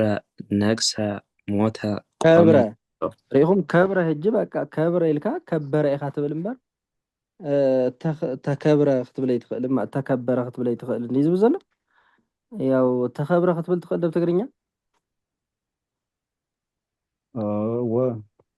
هو تبل يبقى تخبيره بخبر تبعيلو تغبيرو ገና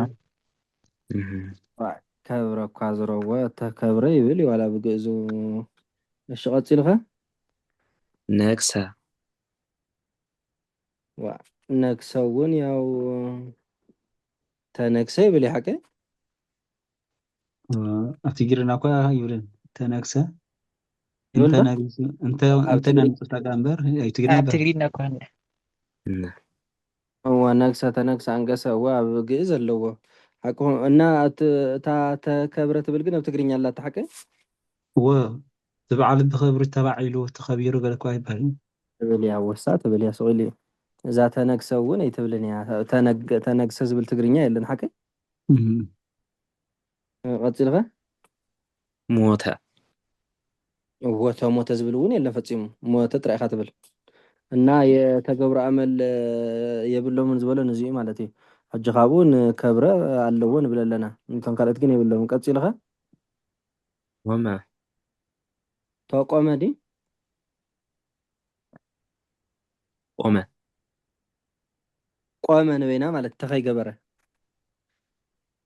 እዋ ተቆመ ይበሃል ተቆይሙ ይበሃል እዩ ትግርኛ ሓቀ ደው ተባለ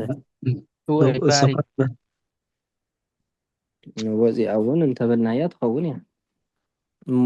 በዓል መን ኢኻ ትብሎ ሞተ ነግሰ እዚአን ክልቲአን ይበሃላን ማለት እዩ።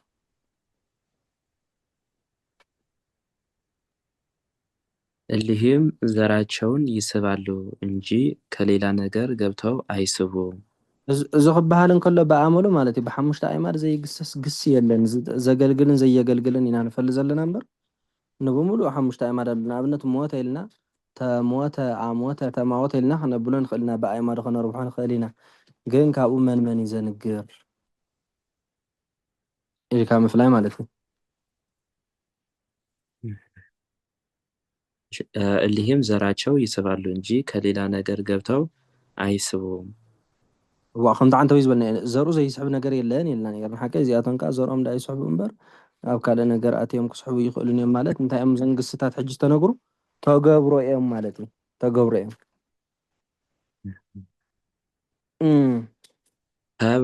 كبرة وكبرن كبر خبيرو خنبل كلنا تكبرنا بكبرة تسحب يخون الله مالتي نقسى ونقسة نقيسو نبعله يسحب النقسة نقسة تسحب ما تغمي يرد سحبه ولا كهل حدث يا وننا يبعل زي سحب قسي لن يملسو قومة هو مقام قامه موتى مقام قامه مش موتة يلعب مستراچو هو كم زندا بلسي كله نناتو صعب يغل ناتو كسحب زي خلق السيلان مالتي ምስጢራቸው ግን ተደራጊ ነው።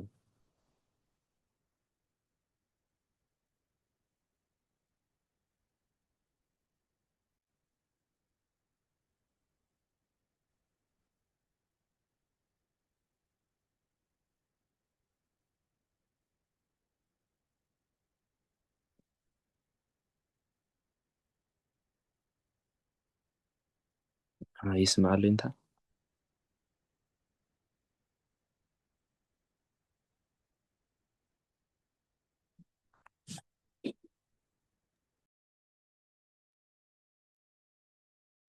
መስመር ሰከና ተመለሰ እዝራ ሰምዓኒ ለኻ ሓብዚኣ ስሕቶላትኒ እንታይ ያደቅርሃል ኣብዚኣ ገቢር ከለውሲ ግን ኣብቲ ትርጉምናቶም ተገብሮም ምሽ ንምፀኒሕና ንበዓል ሃመደ ወይ ፀምኣ ኣራት ናቸው ኣርባዕተ እዮም ከኣይልዎም ከምዚኦም ዝኣመሰሉ ከዓ ብዙሓት ኣለዉ ከዓ እብሉና ፀኒሖም መስለኒ ከም ኣብነት እዮም መፅኦም ዘለዉ እብሉና ፀኒሖም ሲ እንድሕር ከም ኣብነት መፅኦም ኣሎም ሲ ስለምንታይ ኣርባዕተ እዮም ጥራይ ኢሉ ዓፂዎ ኣሎ ንሳቶም ከኣይሉ ገሊፆም ኣለዉ ብዙሓት እዮም እሞ ገለ ካብኦም ኢሉስ ከም ኣብነት ደምፅኦም እንታይ ኮይኑ ኣብ ገለ ክንሪኦ ከለናስ ኣርባዕተ እዮም ክንዝዮም እናበለ ምሽ ነግር ብዙሓት እዮም ከዓ በቲ ሓደ ወገን ከዓ ብዙሓት እዮም ከዓ ይበሃሉ እጅስ ኣየደናግሩን ማለት ብዙሓት እዮም ኢሉስ ከም ኣብነት ኢሉ ክፀቕሶም ነይርዎ ገለ ካብኦም ሰብ ከዓ ናይ ይርድኡ ፅቡቅ ነገር ነው እሱ ኣዝያ ዋርካ ክዘራገ ደስ ያደቅን ሆይ እዚ እንታይ ይመስልኩም ናይቲ ፀሓፋይ ሜላት ኣፀሓፋ እዩ ጅናምነት ትሪኢኹም ዋላ ቀድሚ ጅውን እኮ ኣብ ኣጋብትን ክዳኛ እምነት ናይ ለት 13 ገለ ከሎ እጂ በቃ 11 ይኾኑ ብ9 ገለ ክኸውን ከሎ 11 ገለ ከሎ 9 ይኸውን ገለገለ ይብል ማለት እዚኦም ከዓ ኩሉ እዚ ባዕልና ክንፈልጦ ዘለና እንታይ ይመስልኩም ኣሕዋት እዚ ኩሉ እዩ ዘሎ ከም ንኣብነት እዩ መፅኦ ዘሎ ጅናምነት 4 ንሕና ንሕዞም ንሕና ንሕዞ ዘለና እንታይ እዩ ንባቦም ገቢር ትርጉሞም ግን ተገብሮ ዝኾኑ ኣለዉ ምሽ ንብል ከም በዓል እዚኦም ዝመሰሉ ኣለዉ ኢልና ንሕዝ እምበር በቃ ናይ ንባቦም ገቢር ትርጉሞም ከዓ ተገብሮ ዝበሃል 4 እዮም እዚኦም ከዓ ካልእ ከዓ የለና ክንድምድመ ይንኽእል ኢና ስለዚስ ናይ ንባቦም ገቢር ትርጉሞም ከዓ ተገብሮ ዝኾኑ ኣለዉ ከም በዓል እዚኦም ዝመሰሉ ኢና ንሕዝ ዘለና እምበር መፅሓፍ ከምኡ ኢሉ ፅሑፍ ከም ዝበልካዮ ግድን ከምኡ ኢሉ ክብል ነይርዎ ማለት ኩሉ ክፅሑፎ ስለዘይኽእል እዩ እታ ናቲ ጌጋ ግን 4 እዮም ስለ ዝበለ እምበር ኣብ ኩሉ ይኸም ዝብል ካብ በይ ዘሎ ኩሉ ነገር ማለት እዩ ኣሕዋት ወላ ኣብቲ ዓብዪ ገለ ምስኣተና ማዓሲ የንብብ ነይረሲ በቃ ዋላ ብዙሑን ከሎ ከምዚ ይብል ካብኡ ዝበዝሑ በቃ ክንገለ ከለዉ ከምኡ ጥራይ ዝብል ባዕና ነመዓራርኒ ከይ ዘለና በቃ እሺ ዲያቆን ሓወይ ብረህቲ ግን ይረድና ደሎ ከቁርብ እዚ እኳ እንዳይቅ ማሲ ሙሽ 5000 ድሓን ይኸውን እዚ ወይስ ጥራይ ኣዋጅ በዚሕዎ ምሽ هو أواج بزح ሙሻዘር ሰሲሕ ይመስለኒ ሙሻዘር ሓንቲ ርእሲ ሒዝካ ጠይደ ብዙሕ ኣርእስታት ይነበሩን እዚ ግን ብጣዕሚ ርእሲ በዚሕዎ ምሽ ከምዚ ንክትዕዞ ገለሲ ቁርብ ክሽምድዶ ገለ ኣፀገም የቢ ኮይኑ ይስምዐኒ نرخان هو يحاسب خن هو حجنا من زي تقبرو حجي ولا زخل أي 4 من دولة دولو سي كبرة نكسة موتة قومس وموتة في اللي يالو مسمى 4 أميام زلو خمتي محمد ويت أما ندعري تقبرهم ترجمهم زي من نفسهم كبرة منيو ختمتسيخا منيو خبيرو ندعري الناس تقبرو يسون وعلو حجي ساوس ماسا سلمو نايتيم 4 ختبل مليسهم كحالوت 4 عمد مسؤول ندحر دركو بها هالمسي أو أستاي قبرك يا حق هذا ايش قلنا كم زنا قلنا قريت اظني يا محمد تسمعنا هو يسمعني ايش እሺ ይላል። ምስጢራቸው ግን ተደራጊ ነው። ምስጢራቸው ተደራጊ ነው ማለት በቃ ይስሕቡን ማለት ነው። ካባኹም ዝሮ ገቢርን ተገብሮን ዘይፈልጥ ሰብ ለይለ ኣመንን ሕጂ ተረዲእኩም ኸውን ገቢር ዝኾኑ ግስታት ብኸመይ ንፈልጦም? መን ብትርጉም እንታይ ትፈልጥ بترجمة ካልካ ተዝብሉ እንተር ብክልተ ነገር ንፈልጦም ግን መጀመርታ ብተ ዝመርሑ ዝጅምሩ ካልኣይ ከዓ መን ዝብል እንድሕር ኮይኑ ኣብ ከሎ ነጊርካ ኣሎ ተገብሮ ምዃኑ ብከምዚ ክንፈልጦም ንኽእል ማለት እዩ። በቃ ቀንዲ ብትርጉም ይኹም ምክንያቱ እንታይ ኢኹም ክትሕዙ ዘለኩም መስለኩም ነባቦም ገቢር መሲሉ ተገብሮ እውን ኣለዉ እዮም ግስታት ንኣብነት ብተጀሚሮም እውን ገቢር ኣለዉ ሓቂ ብተዝጅምር ገቢር እስክምፅኡ ሓደ ግዜ ተንበለ ንባዕልዎ ትፍከር ካልእ ክተም ትማል ዝተማሃረን ከምኡ እዮም ነይሮም ናይ ንባቦም ተገብሮ ተመጦ ካብ ገቢር በዓል ተለቃህ ገለሲ ንሶም ትማ ተማሂሮም ነይሮም በቃ እዚኦም ሕጂ ንባዕሎም ሕጂ ተገብሩ እዮም ዝመስሉ ሓቂ ብምንታይ ኢና ክንፈልዮም ንኽእል እንድሕር ኢልኩም ብትርጉሞም ማለት እዩ እና ብሓፈሻ ገቢርን ተገብሮም ብትርጉሞም ኢኹም ክትፈልይዎም ትኽእሉ መን ዝብል ሓሳብ ተምፂልኩም ተገብሮ እንታይ መን ባለቤትና ተሰሓቢ ዘለዎ ዓይነት ትርጉም እንድሕር ኣምፂልኩም ከዓ ገቢር ማለት እዩ እና እዚ ንባዕሉ ያው ከምኡ እዩ ዝነግረና ዘሎ ገቢርን ተገብሮን ዝኾኑ ግስታት ብኸመይ ክንፈልዮም ከም ዘለና እዩ ብኩሉ ክመፁ ከም ዝኽእሉ ብትርጓሚኦም ክንሪኦም ከም ዘለና እዩ ዝነግር ዘሎ እሺ እዚኣ ከሃል እስታኒ ኣብዛ ዲያቆን ካሓይት ዋፅን እዮም ፅቦት እያ እዚኣ እዛ ሕጂ ንሪኣ ዘለና እዛ የተገብሮ ኣመድ በንባባቸው ኢልዋ ዘሎን አንተ ወይ ዝረአናያ ማለት እዛ የንባብ ገቢር የተርጓሚ ደግሞ ተገብሮ ዘላት ፍልነት ሰባስ ወልሓንቲ የለን ሓቂ ሓደ ኣፈላለየ ምንታይ እዩ ኣፈላለዮም ማለት እዩ እንታይ ተንግስታት እስኪ ኣብዛ የተገብሮ ኣመድ ኢልዎ ዘሎ ነግሰል ኢልና ነርና ካልኣይ ከዓ ሞተ ኣብቲ ከዓ ሃመ ገለ ነይሩ ደወየ ፀማ ምንም በቃ እቲ ኣዋጅ እንታይ ኢልዎ እሺ ኣብቲ ቀዳሚት ማለት እዩ ኣዋጃ የንባብ ገቢር የትርጓሜ ተገብሮ እዮም የሚሆኑ ግሶች አራት ናቸው እዚኦም ፍልጣት እዮም እዚኦም ፍልጣት እዮም ታንታ ታሪት ከዓ የተገብሮ አመል በንባባቸው የትርጓሜያቸው የማይገኙባቸው አራት ናቸው ነግሰ ሞተ ይልወሉ እዚ ማለት ተዘይርከቦም እንዲኡ ኢልና ርኢና ነርና ካብኣቶም ግን ያው ንሞተን ንቆመን ጥራይ ማን ነው ንሞተን ንነግሰን እንዲ ንሞተን ንነግሰን ጥራይና የብሎምን ዝበልና እምበር አይደለም ንነግሰውን ኣሎ ነግሰ ተነግሰ በአመሉ ኣለዎ ግን ተነገሰ ዝብል ቋንቋ የብሉም ማለት እዩ ወቲ ኣይመፅን ቋንቋ እምበር እቲ ቋንቋ ይመፅን ብምባል ተዘይኮይኑ እምበር ሓደ ኩሉ በቃ ምስቶም ላዕሊ ዝነበሩ ደቂ ማሕበር እዮም ብካልእ መንገዲ ኸር እንዲ ሓሲቡ ነይሩ ተዘይብሎም እንዲ ሓሲቡ ነይሩ ከብረ ኢሉ ተከበረ ግን ኣምሓርኛው ሕጂ ተከበረ እኮ ይባሃል ኣምሓርኛ ዋላ ተከበረ ካብ ቀፂል መን ነይሩ ሞተ ዲ ተሞተ ይብል እዚ ፈፂሙ እዩ ዘይብል ሓቂ የብሉን ሕጂ ነዚ ፍልይ ዘብሎን ካብቶም ላዕሊ ዝነበሩ ብሞተ እኳ እንተርኢናዮ ተሞተ ዝብል ኣምሓርኛ ወይ ትግርኛ ስለዘየለ ትርጉም ማለት እዩ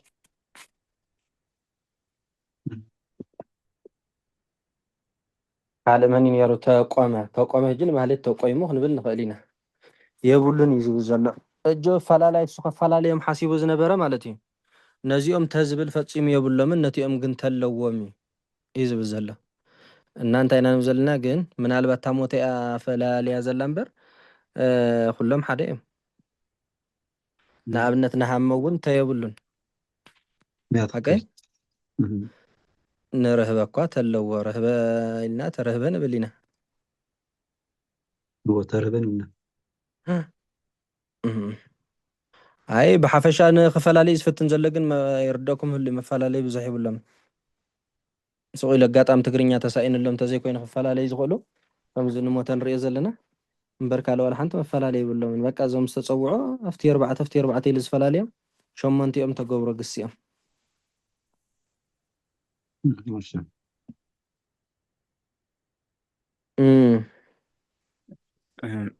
የንባብ አስደራጊ የትርጓሜ አድራጊ አስደራጊ አፍቀረ አእመረ የንባብ አስደራጊ የትርጓሜ አድራጊ ተደራጊ አስደራጊ አንቀልቀለ አድለቅለቀ ናቸው። የንባብ አደራራጊ የትርጓሜ አድራጊ አስደራጊ ተደራጊ አደራራጊ አስተርአየ አስተጋብአ ናቸው። የንባብ ተደራራጊ የትርጓሜ ተደራጊ ተጋብአ የንባብ አድራጊ የትርጓሜ ተደራጊ ጸምአ ደምፀ ናቸው። እሺ ክደግማ የንታ የንባብ ደራጊ የትርጓሜ የንባብ እስኪ የንባብ የንባብ አስደራጊ የትርጓሜ አድራጊ አስደራጊ ብጣዕሚ ፍሉጣት እዮም እዚኦም ሕጂ ናይ ንባብ ብብለኩም ኣሎ ንባቦም አስደራጊ እዩ ተረዲኹምኒ ንባቦም አስደራጊ እዩ ትርጓሚኦም ግን አድራጊ አስደራጊ አድራግን አስደራግን ኢሉ አእመረ ሓቂ አፍቀረ አእመረ እዎ አእመረ ሕጂ ንባቡ አስደራጊ ሓቂ ሕጂ ትርጓሚኡ ግን ክትርጎም እንከሎ ብአድራጊ ፈለጠ ክብል ይኽእል እዩ ማለት እዩ አእመረ ኢልካ ፈለጠ እኒኻ ትብል ሓቂ አእመረ ኢልና እንደገና አፍለጠ እውን ክንብል ንኽእል ኢና ክልተ ትርጉም እዩ ዘለዎ ሓቂ እዩ ናይ አድራግን ናይ አስደራግን ማለት አፍቀረ ንባዕሉ ወደደ ፈተወ አፍተወ ክንብል ንኽእል ኢና ስለዚ እንታይ እዩ ዝብል ዘሎ እዚ ከዓ ፍልይ ዝበለ ነገር እዩ ከምዚኦም ዓይነት ግስታት እውን ብዙሓት ስለ ዘለዉ መሓዝ ፅቡቅ እዩ ናይ ንባብ አድራጉ አስደራጉ ኮይኖም ይመፁ እሞ ብድሕሪኡ ትርጓሚኦም ክረአ እንከሎ ግን አድራግን አስደራግን ኮይኖም ዝፀንሑ ግስታት ከም በዓል አእመረ ከም በዓል አፍቀረ ዝኣመሰሉ ብዙሓት ኣለዉ ማለት እዩ መርአያ እዩ ዝነግረና ዘሎ ሕጂ እሺ የንባብ አስደራጊ የትርጓሜ አድራጊ ተደራጊ አስደራጊ አንቀልቀለ አድለቅለቀ ናቸው። ዝገርም እኮ እወ አንቀልቀለ ዲ አነዋወጠ ብምንታይ ብምንታይ ኢልዎ እሞ የንባብ አስደራጊ የትርጓሜ አድራጊ ተደራጊ አናወጠ አናወጠ አድራጊ አናወጠ ተደራጊ ተናወጠ አስደራጊ አስደራጊ ኸ አስናወጠ ወይም ድማ አናወጠ ተባሂሉ ይትርጎም ማለት እዩ እዚ ከዓ ሪኢኹም ሓንቲ ንባብ ኣላታ እታ ንባብ ድማ ናይ አስደራጊ ንባብ እያ ኮይና ዘላ ትርጉማ ግን ብሰለስተ ነገር ትፍታሕ ብአድራጊ ትፍታሕ ብተደራጊ ትፍታሕ ብአስደራጊ ከዓ ትፍታሕ ማለት እዩ ከምዚ ዓይነት ግስ እውን ብጣዕሚ ብዙሕ ኣሎ አንቀልቀለ እውን እና ጠቂሱ ሪኢኹም እወ ብሓደ ዝጭበጥ ኣይኮነን ግእዝ ማለት እዩ ብዙሕ መንገዱ ሓንቲ ኣዋጅ ሒዝካ ዝውዳእ ነገር ኣይኮነን ብብዙሕ መልክዕ ዝነግረና ዘሎ ማለት እዩ አንቀልቀለ ድዮ ወሲኽዋ ዘሎ እዋ ሓደ እዩ አንቀልቀለ ተቐድሚያ ዝነበረት እያ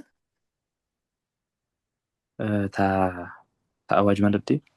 ግስባ ተንግስ አንቀልቀለን ክልተ እዩ ጠቂሱ አንቀልቀለን አድለቅለቀ ኦኬ ሓደ እዩ ትርጉሙ እሺ ብሰለስተ ትርጉም ዝኽእል ኩልኹ የንባብ አደራራጊ የትርጓሜ አድራጊ አስደራጊ ተደራጊ አደራራጊ አስተርአየ አስተጋብአ ናቸው። እስኪ የንባብ አደራራጊ የትርጓሜ አድራጊ አስደራጊ ተደራጊ አደራራጊ አስተርአየ አስተጋብአ ናቸው። አስተርአየ ታየ አሳየ ዝብል አስተጋብአ እውን ያው ሰበሰበ አሰበሰበ እዩ ዝብል እምበር ብክልተ እዩ ኳስቕ ኢሉ ተጋጊ ተደራግን ብአስደራግን ንኣብነት አስተርአየ ኢልካስ ግስ ወየናየ ይቀፅልና እንዲን አስተርአየ ኢሉ ሕጂ እንድሕር ራእሪኹም መፍቲ ግስ እንታይ ዝብል ታየ አሳየ እዩ ዝብል ክልተ ትርጉም እዩ ዘለዎ ኣርባዕተ ምፂእዎ ኣሎ ማለት እዩ ኣርባዕተ ትርጉም የብሎን እቲ ካልኣይ ግስ መን ነይሩ አስተርአየ አስተጋብአ استجابة كما هو بخلت ترجم بتدرجن وأسدرجن ترى አሳየ ታየ ጥራይ ታየ ኣሳየዋ እዚአን ጥራየን ትርጉም ዘለዋን ነታ ኣስተጋብኣ ዝበልካ ኢኻ አስተጋባ፣ አሰበሰበ፣ አድራግና አስደራጊ አሰበሰበና አሰባሰበ።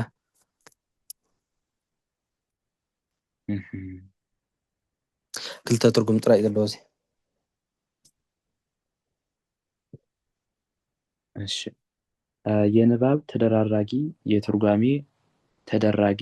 ተጋብአ። አይ ተጋብአ ሕጂ ተደራጊ ምዃኑ ብኸመይ ኢና ክንፈልጥ? ምክንያቱ ናይ ባረከ ተደራጊና ተደራራጊ ከመይ ሓደ ሓደ ይፈላለዩ ይብል ሕጂ ተደራጊ ንምፅእ ወላ። እሺ ተጋብአ ዲ እዋ ያው ተሰበሰበ፣ ተሰባሰበ እንታይ ኢልዎ ዘሎ እሱ የንባብ ተደራጊ፣ የንባብ ተደራራጊ፣ የትርጓሜ ተደራጊ። ወዘሮ እዚ ስቁልካ ተደራጊ ጥራይ ዘይኮነ ተጋብአ ኢልና እውን ተደራጊና ተደራራጊ ሓደ ትርጉም ስለ ዘለዎ ብደስ ዝበለና ትርጉም ክንፈትሖ ንኽእል ኢና። ምክንያቱ ንባብ ሓደ እዩ። ኣማፃፅኣ ምስጢር ግን ያው ሰብቲ ኣምፃኦ እዩ ባዕሉ ዝፈልጦ። የንባብ አድራጊ፣ የትርጓሜ ተደራጊ፣ ጸምአ ደምፀ ናቸው። ኣብቲ ላዕሊ ኢልዎም ነይሩ ሓቀ እዚኣቶም እዩ ናይ ንባብ ገቢር እዮም፣ ናይ ትርጓሜ ከዓ ተገብሩ ኢልዎም ነይሩ ሓቀ 4 ጠቂሱ ነይሩ። ሕጂ ካብቶም 4 ክልተ ጠቂሱለ መስለኒ ወይስ ካልኦት ግስታት እዮም? ሓደ ጥራይ ጠቂሱ እዮም ጸምአ ትብል ደምፀ ይነበረ ምሽ ዶ ኣይነበረ ደምፀ እውን ያው ተደራጊ ተሰምዐ ስለ ዝብል ደምፀ ገሪሁ ለዝናሚ ሰበይ ዝናሚ እና ትክክል እሺ። እሺ ይንታዛ የንባብ ተደራራጊ፣ የትርጓሜ ተደራጊ እዛ ተጋብአ እዚኣ ከመይ ኢልና ኣብዚኣ እሱ ኢልዎ ዘሎ ተሰበሰበ ጥራይ ዝኸውን ይብለካ ኣሎ ተጋብአ ብተደራጊ ብተደራራጊ ዋላ እንተበልናዮ ፀገም ዘለዎ ይኮነ። ምክንያቱ ተደራጊና ተደራራጊ ሓደ እዩ። መፍለይኡ ሰብ ማፃፃ ዳ ኣሎ ክፈሊ ዝኽእል እምበር ተሰበሰበ ተሰባሰበ እውን ክብል ይኽእል እዩ። ብተደራግን ብተደራራግን ክፍታሕ ይኽእል እዩ። ንባብሰ ይፈላለን። ናይ ባረከ ተደራግን ተደራራግን ንባብ ሓደ እዩ። ትርጓሜኡ ጥራይ ክፈላለ ዝኽእል እና እሱ ብዘምፅኦ ግን ተደራጊ ዝብል ዘሎ ግን እዚኣ ሕጂ ናብዚ ዝበልኩማ ማለት ንስ ኣብ ናይ ባረከ ቤት እንድያ ኣብ ናይ በዓል እተደገለገለት ኮይኑ ግን እዚኣ ኣዋጅ ኣይትኽይድ ኢና ማለት እዩ። ኣይተኸይድን እዚኣ ንባረከ ጥራይ ትምልከት ካብ ሙሉእ ግስ ንባረከ ጥራይ እዚኣ።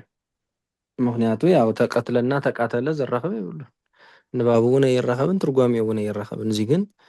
ትርጓሜኡ ዘይራኸብ እምበር ንባቡ ይራኸብ እዩ።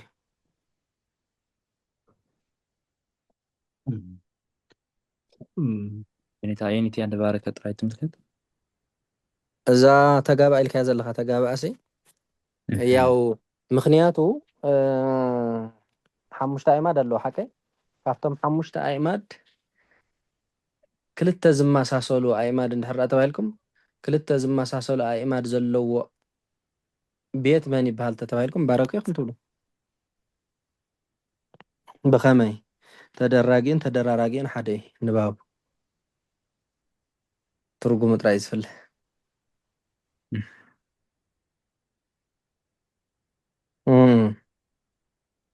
ሌላ ዝነበረት እንታይ ብዛ ኣፍታ ኣስተርኣየን ኣስተጋብአ ክስኸ ከመይ እያ ኣስተርኣየና ኣስተጋብአ ብክልተ ትርጉም እዩ ዝትርጎም። ኣስተርኣየ እታየ ኣሳየ ዝብል ዋላ ግስ ርአዮ። ኣስተጋብአ እውን ያው ሰበሰበ ኣሰባሰበ ኢሉ ብክልተ ትርጓሜ እዩ ዝኸይድ እምበር ንሱ ብ5 ድዩ 4 የምፅዎ ነይሩ መስለኒ። ሕጂ ስንታ እዛ ተኣንቀፃ ድያ ዘይትኽይድ ወይስ ኣዋጅ እዛ የንባብ ኣድራጊ ትርጓሜ እያ ዘይትኽይድ ኣስተርኣየና ኣስተጋብአ ዘለካ እምበር ትርጓሜ እንተዝህልዎ መኽየደ ነይሩ። ፀገም ዘለዎ ይኮነን ግን ትርጓሜ የብሉን እዩ። ኣብነት ተጋግየሎ ማለት እምበር የንባብ ኣደራራጊ የትርጓሜ ከዓ ኣድራጊ ኣስደራጊ ተደራራጊ ዝኾኑ ኣደራራጊ ዝኾኑስ ኣለዉ ግን እዛ ኣስተርኣየና ኣስተጋብኣ ብክልተ እምበር በቶም ኩሎም ኢልዎም ዘለስ ኣይትኸይድን እያ እታ መልሳ ማለት ትኽክል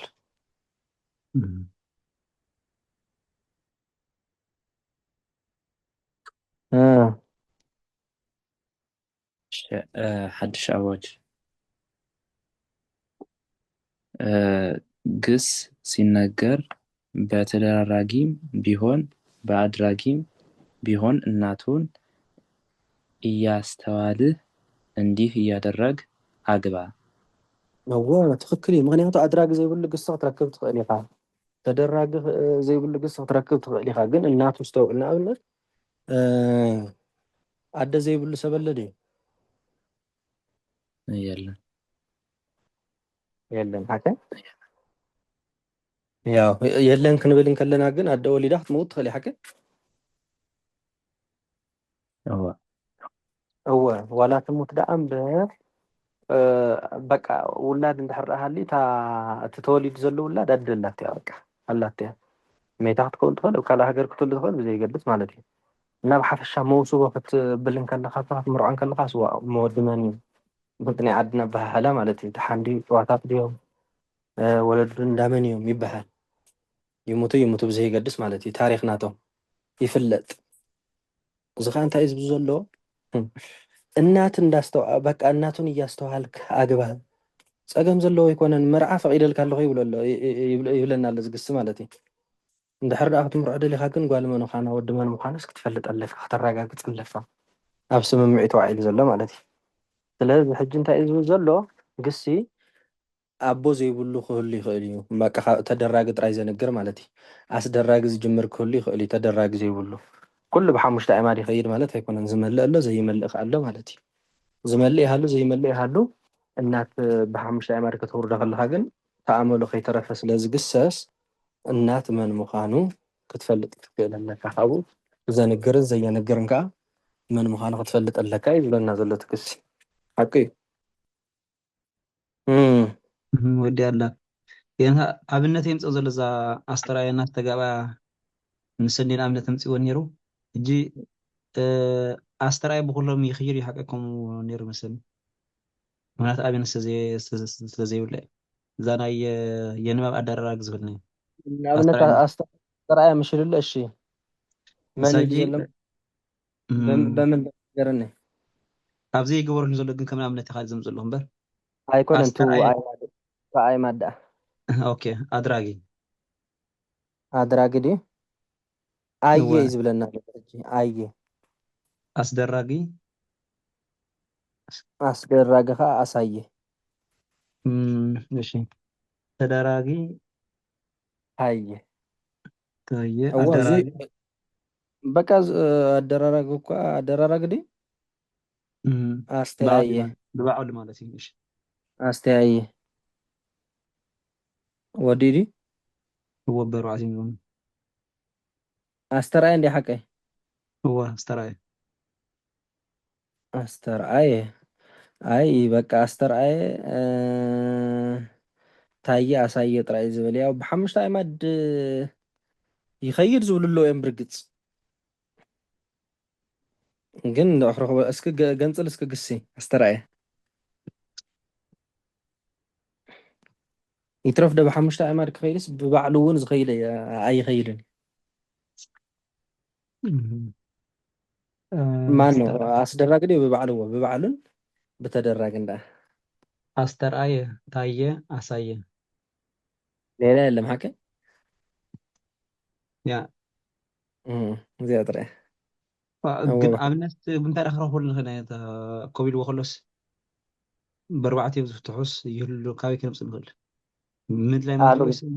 ኣልቦ በቃ የለን እታ ግሲ ጥራይ ኢኻ ክትሕዝ ትኽእል ታየ ኣሳየ ኢላ ኮሳ ፍሪሳትልና ባዕልና ተመራሚርና ሕጂ ኣሎ እንዲ ኣዋጅ ከምዚ ይብል ኢሎም ንኣብነት ታየ ኣሳየ ገለ ዝብሉ ኣለዉ ንባዕለይ ከምኡ ዝብል ርድኢቲ ነይርኒ ማለት እዩ ቀደም ካብኡ ኣብቲ ግሲ ክቕፀል እንከሎ ግሲ ክንሓትት ከለና ግን ፈፂሙ ኣይርከብን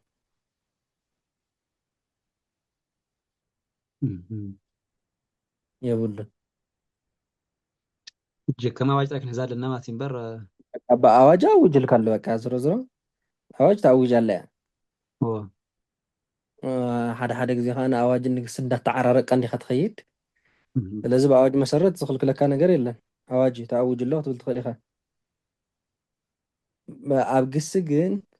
ኣብ ግሲ ጥራይ ዘይኮነ ዋላ መፅሓፍ ስቕልካ እሞ ትፍትሽ ሕጂጋ ብስቑኢልካ ኣሜን ኢልካ እንዲኻ ተቕበሎ ክትብል ከለኻ ባዕልኻ ተራቂቅካ ትበፅሖ ነገር ከ ኣሎ ደረጃታት ማለት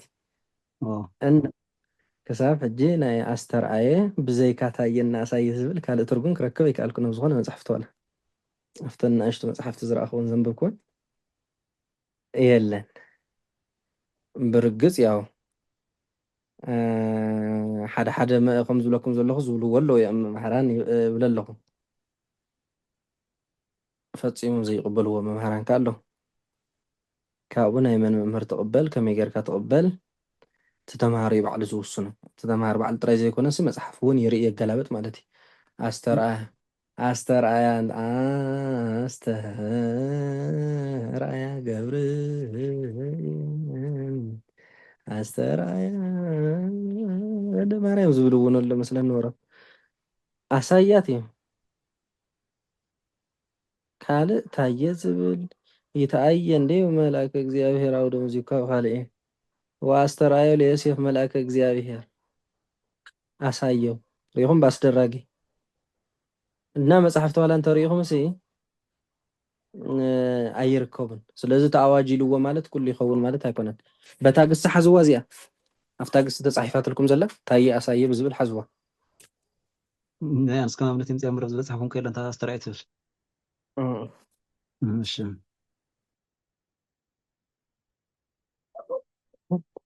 እሺ ከግሱ ሁሉ በህዋሳት እየገቡ በፍጹም ገቢራቸው በውድ ሁለት በግድ አንድ በተገብራቸው በውድ አንድ የሚስቡ ግሶች አሉ። እሊህም ላጸየ፣ መተረ፣ ረገዘ፣ ኮርአ፣ ሐነቀ ናቸው። أوزيا وزحلف على رأينا يونيرنا أنا مثلا إيش እሺ ቀጽል ودي عليه ይቀጽል በውድ ሁለት ሲስቡ አብ ላጸየ ህፃነ ርእሶ አሕዛብ መተርዎ ለዮሐንስ ክሳድዎ አይሁድ ረገዝዎ ለክርስቶስ ገበሁ ጸላኢ ሐነቆ ለጸሩ ጉርኤሁ ይላል። ማድረጊያም እየጨመሩ ይገኛሉ። ተደራጊዎቻቸውም በውድ አንድ ሲስቡ ሕፃን ተላጸየ ርእሶ፣ ዮሐንስ ተመትረ ክሳዶ፣ አምላክ ተረግዘ ገበሁ ብእሲ ተሃንቀ ጉርኤሁ ይላል። ሕፃን ተላጸየ ዮሐንስ ተመትረ ኢየሱስ ተረግዘ ብእሲ ተሃንቀም ይላል። ከግሱ ሁሉ በህዋሳት እየገቡ በፍጹም ገቢራቸው በውድ ሁለት በግድ አንድ በተገብራቸው ኣብ ህዋሳት ማለት እዩ ኣብ ህዋሳት እንዳኣተው ዝስሕቡ ህዋስ ማለት እንታይ ማለት እዩ زي أكلاتنا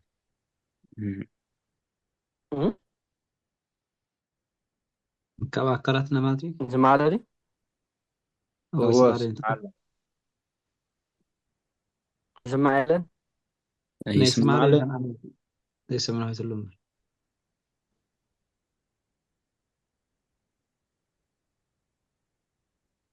ومات نغنى نحوات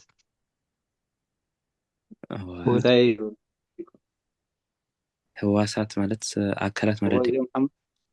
هو እዚኦም ሓሙሽተ ብኣትና ዘለዉ እዝኒ፣ ኣፍንጫ፣ ዓይኒ፣ መልሓስ እቲአን ሓሙሽተ እዩ ዝብሎ ساينس اللي انت ይስማዕ ኣለነ ማሕበር ሳይንስ هو يسمع علينا تا ህዋስ ማለት እንታይ ማለት እዩ أكلاتنا ኣብ ኣካላት እንዳኣተው ዝስሕቡ ማለት እዩ ንኣብነት ኣካላትና ማለት እዩ ኣካላትና እንዳኣተው ዝስሕቡ እንድዩ ሃ እስኪ ኩልኩም እስኪ ሃ በሉ እስኪ እዛ ናይቲ ማለ በየናይ ክፍለ አካላትና ነድምጻ በየናይ ክፍለ አካላትና ነድምጻ ኣለና ብትንፋስና ኣብ ምንታይ ትስማዕ ኣለካ ክንብል እንከለና ሳበየናይ ቀንዲ ዝስማዓና ኣብዚ መንጋጋና ዝኸውን ክልተ ወስታይ ምሰልና ሃ ኣበይ ትድመፅ ኣላ ኣብ ዝጣፍና ምስ ወፀት ኣብ ደገ ትወፅእ ኣላ ኣብ ደገ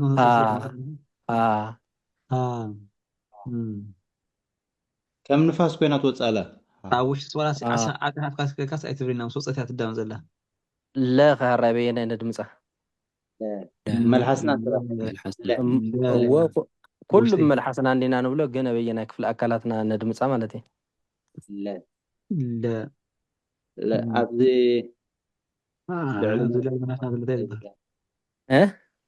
ኣብ ጎረረና ለ በዚ ግርፃና እምበር ኣብ ዝላዕሊ ተኸከል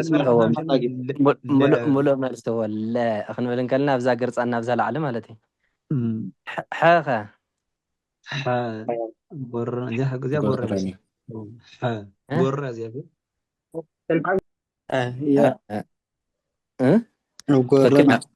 ኣብ ጎረሮና ሓቃ ቀፂሉ መኒ መ ከሃራይ መ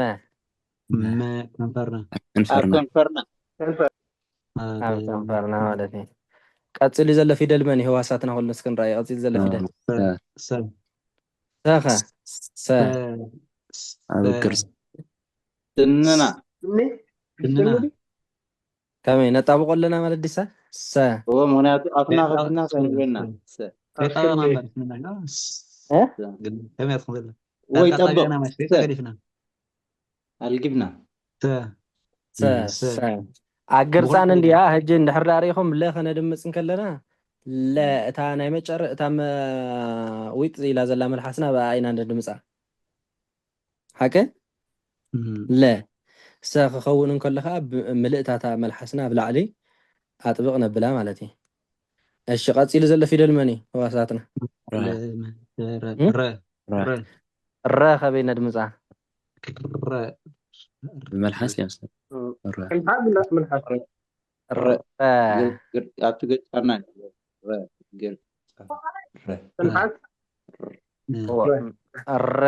ረ መልሓስና ንፀጋብ ተጠውያ ድያ ንየማን ተጠውያ ከመይ ገርያ ተድምፃ ረ ተንበድብታ መልሓስና ትዕፀፍ ቁርብ ተንበድብድ ትዕፀፍ ንድሕሪት ትመለስ ኣብ ምንታይ ንግርፃን ኢላን ንድሕሪት ካ ቁርብ ትምለስ ረ ካፍታ ቅድሚ ለ ነድምፀላ ድያ ድሕሪ ለ ነድምፀላ ድሕሪት እዩ ድሕሪኣ ማለት እዩ ትኽክል እሺ ቀፂሉ ዘሎ ፊደል መን እዩ ኣዲ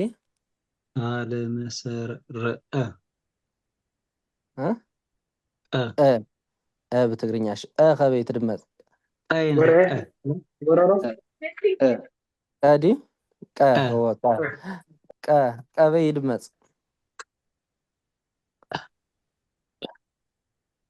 እዚኣ በዚ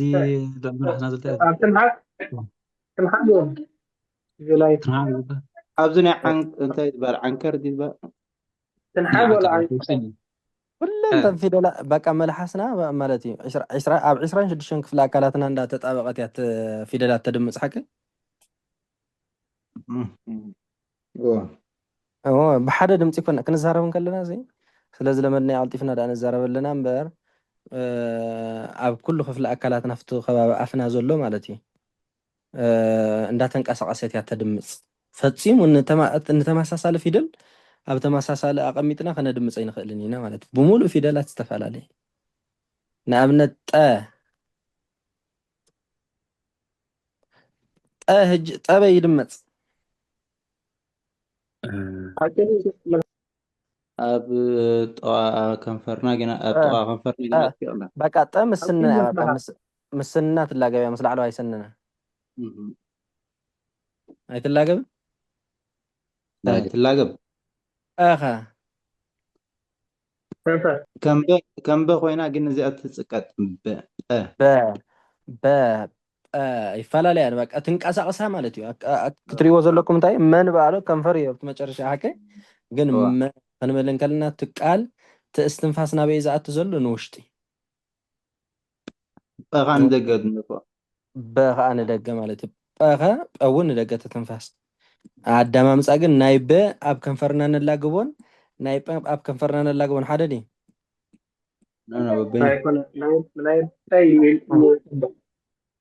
ንባዕሉ ፀበ እዩ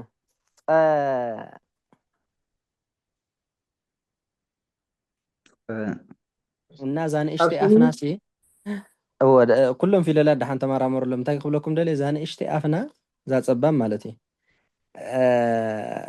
ንብዙሕ ነገር እያ ትስሕብ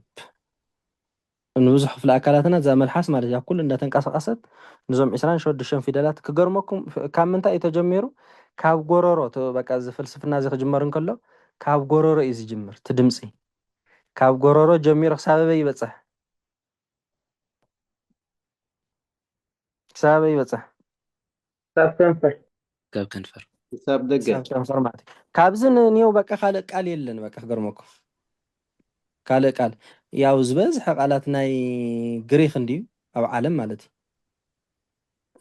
ፋርማሲ እጂ ካብ ምንታይ ዝወፀ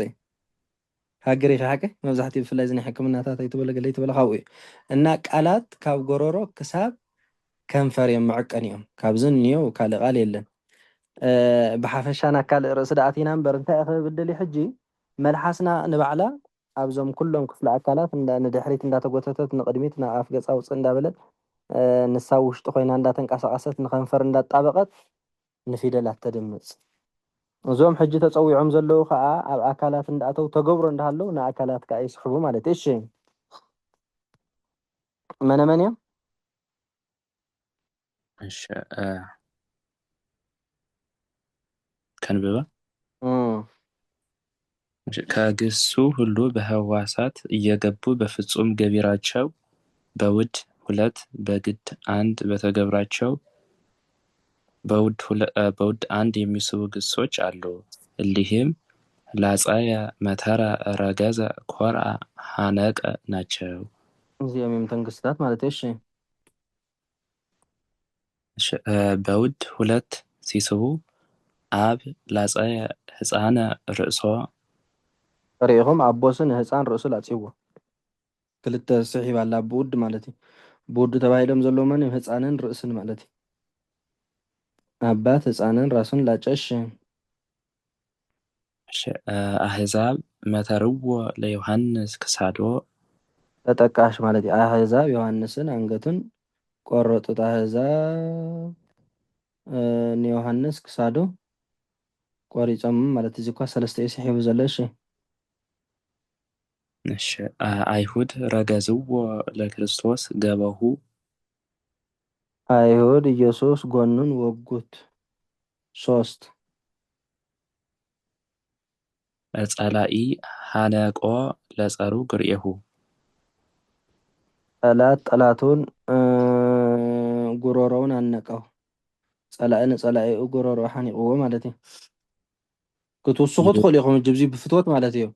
በእዱ ዝብል ክትውስኹ ትኽእሉ ኢኹም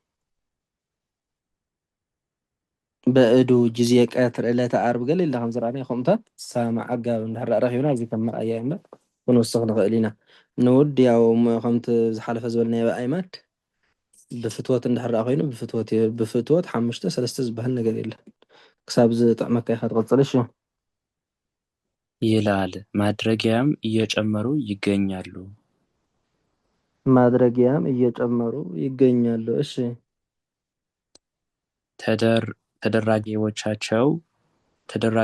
ተደራጊዎቻቸውም በውድ አንድ ሪኹም ማድረጊያም እየጨመሩ ይሄዳሉ ማለት በማለት እዩ ኣብ ላፀ ህፃን ርእሶ በመላፅ ክትብሉ ትኽእሉ ኢኹም ብላማ ማድረጊያ ይጨምራሉ ማለት ያው ኣገባብ እንዳወሰኹ ክመፁ ይኽእሉ እዮም ዝሰማምዖ መገባብ ተተረኺቡ ማለት እዩ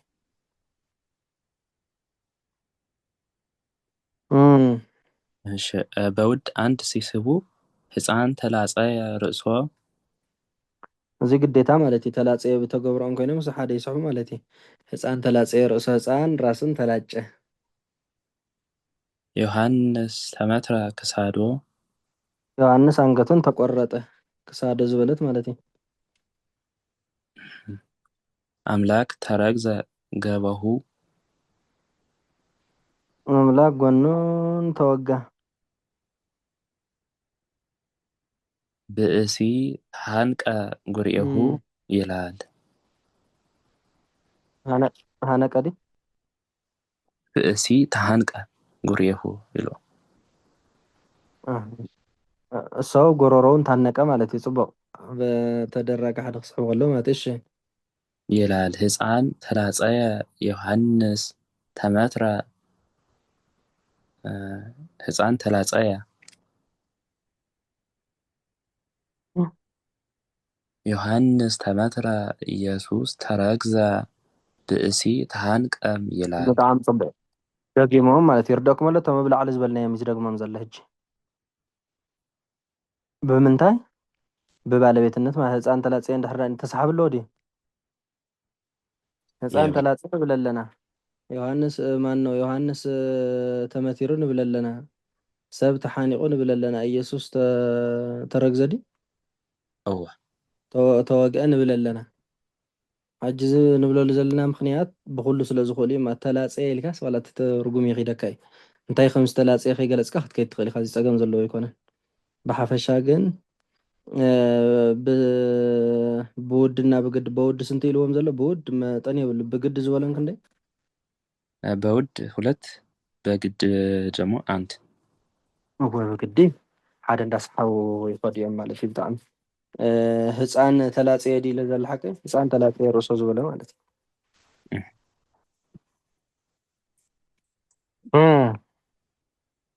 ኣብዛ ህፃን ተላፀየ ኢልዎ ዘሎስ ባለቤት ጥራይ ኮይኑ ዘሎ ምሽቶ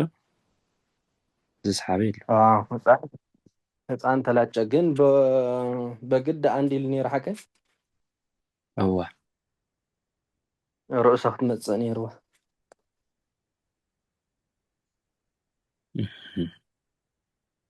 ግን ህፃን ተላፂ ዝብል ትርጉም ይኸይደልና ዶ ይኸይድን ትግርኛ ብዘይካ ርእሲ ካሊእ ዝልፀ ስለዘይላስ ተኸይድ መስለኒ ተመቲሩ ዝብልከ ክድን ክመፅእ ኣሎ እቲ ርእሲ እንታይ ተመቲሩ እዋ ዮሐንስ ተመቲሩ ሰይበሃል ንሓቀ ወግን ክመፅእ ኣሎ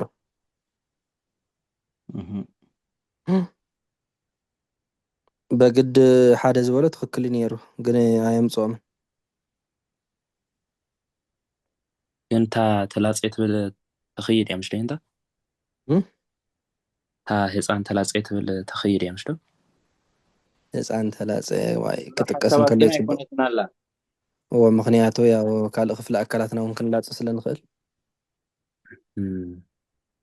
ትመፅእ ኣሎ እሺ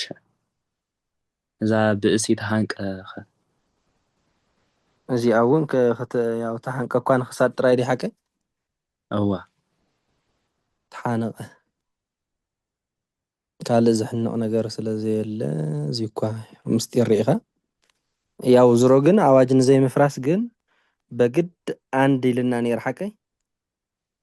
እዋ ኣይንቀበሎ በቃ ግድን ሓደ ክመፅእ ክኽእል ኣለዎ ማለት እዩ ተሃንቀ ጉርኤሁ ዝበለ ንስ ፅቡቅ ክትብል ከለካ መግቢ እናበልዓካ ትሕናቕ ትኽእል ኢኻ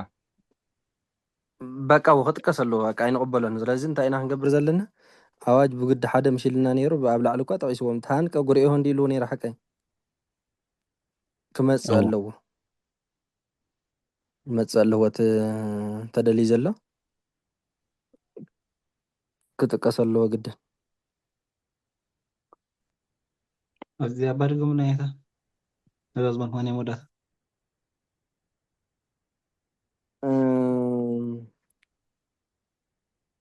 እንታይ ኢሉ ነይሩ በግድ እንታይ ኢሉ ነይሩ በግድ በተገብሯቸው በውድ ሁለት በግድ አንድ ይስባሉ በምናቸው በተገብሯቸው ሓቀ እዋ ኣብኡ በባለቤትነት ገለ ዝብል ኣይነገረን ሓቀ ኣይኮነን እዮም ኣርባዕተ ግዝታት ድዮም ተላፀየ ተመትረ መተረ እዚኣቶም ባለቤት ጥራይ ሒዞም ክመፁ ይኽእሉ እዮም እንዲ ዝብል ዘሎ ግን በታ ኣዋጅ እንተ ንኸይድ እያ ፅብቕቲ ክንመራመረሉ ግን ንኽእል ኢና ባዕልና ማለት እዩ ተሓነቐስ ክንብል ንኽእል ዶ ተመትረስ ክንብል ንኽእል ዶ ኢልኩም ተመራመሩሉ እንደዋላ ንፅባሕ ብሓፈሻ ግን ኣይብልን ተሓንቀ እንድሕር ኢልካስ መን ተሓኒቑ እከለ እንታይ ተሓኒቑ ክሳዱ ኢልካ ዞሮ ኣብ ትግርኛ ግን ዘኽይድ ይመስለኒ ተሓነቐ ክንብል ኣይንኽእልን እንታ ተሓኒቑ ኢሎም ይበሃል ዶ ወይስ ክሳዱ ክጥቀስ ኣለዎ ግድን ኣብ ተሓነቐ እኳ ክንደይናይ ካልሲ ዝብል ይበሃል እዩ ኣብ ተረግዘ ግን ግድን እያ ትምፅእ ኣብ ምንታይ ኣብዛ ተረግዘ ዝበለታ ግን ግድን ኢኻ እወ እሳ ብጣዕሚ ተረግዘወቶ ኣብ ምንታይ ምዃኑ ኣይተገልፀትን ኣላ ክጥቀስ ኣለዋ እሳ ግድን ሕጂ ኣጠራጥር ዘለኩ በዓል ተሓነቐን ተላፀየን ዝብል ዘሎ እየ ይበሃል እዩ ኣነ ይበሃል ተሓኒቑ መይቱ ገለ ይበሃል እወ ሪኢኻ ብጣዕሚ ተሓኒቑ መይቱ ማለት እዩ ሕጂ ንምማት ምሕናቐሲ ብዙሕ ነገር እዩ ዘለኹም ተዓንተ ይዘልኩሞ ብገመድ ተሓኒቕካ ምማት ኣለ እንደገና ምግቢ ክትበልዕ ከለካ ትሕነቆ ነገር ኣሎ ማለት እዩ እንደገና ሰብ መፂኻ ክሳድካ ዝሓንቀካ ኣሎ ስለዚ ግድን በቃ ተሳሃቢ ክህልዎ ኣለዎ ሓንቲ ተሳሃቢ ግድን ክሕዝ ኣለዎ መን ምዃኑ ክግለፅ ክኽእል ኣለዎ ማለት እዩ በዞም አንቀጻት እዚኣቶም ዝመፅእ ሰዋስው ስለዚ በተግባራቸው በግድ ዝበለት ሓቂ እያ በቃ ነታ ኣዋጅ ንዓ ኢኹም ትርእዩ እዚ ብባለቤትነት ስኢሉ ንምንታይ ከምፂ ኢሎም ዘሎ ብድሕሪት እንታይ ልምፅዎ ምስኪ መለስ ኢልካ ንብቦ እሺ ተደራጊዎቻቸውም በውድ አንድ ሲስቡ ሕፃን ተላጸ ርእሶ ዮሐንስ ተመትረ ክሳዱ አምላክ ተረግዘ ገበሁ ብእሲ ተሃንቀ ጉርኤሁ ኢሉ ይላል። ሕፃን ተላጸየ ዮሐንስ ተመትረ ኢየሱስ ተረግዘ ብእሲ ተሃንቀም ይላል ኢሉ ዋይ ኣብቲ ላዕሊ ኢልዎ ስለ ዝነበረ እዩ ዝኸውን ህፃን ተላፀየ ርእሶ ሕውስ ተብሉላ ዮሐንስ ተመትረ ክሳዶ ሕውስ ተብሉላ ኢየሱስ ተረግዘ ገቦ ሕውስ ተብሉላ ማለት እዩ ኣብ ላዕሊ ስለ ዝጠቐስክዎ ኢሉ ገዲፍዎ ዝኸውን እምበር ግድን እዮም ዘምፅኡ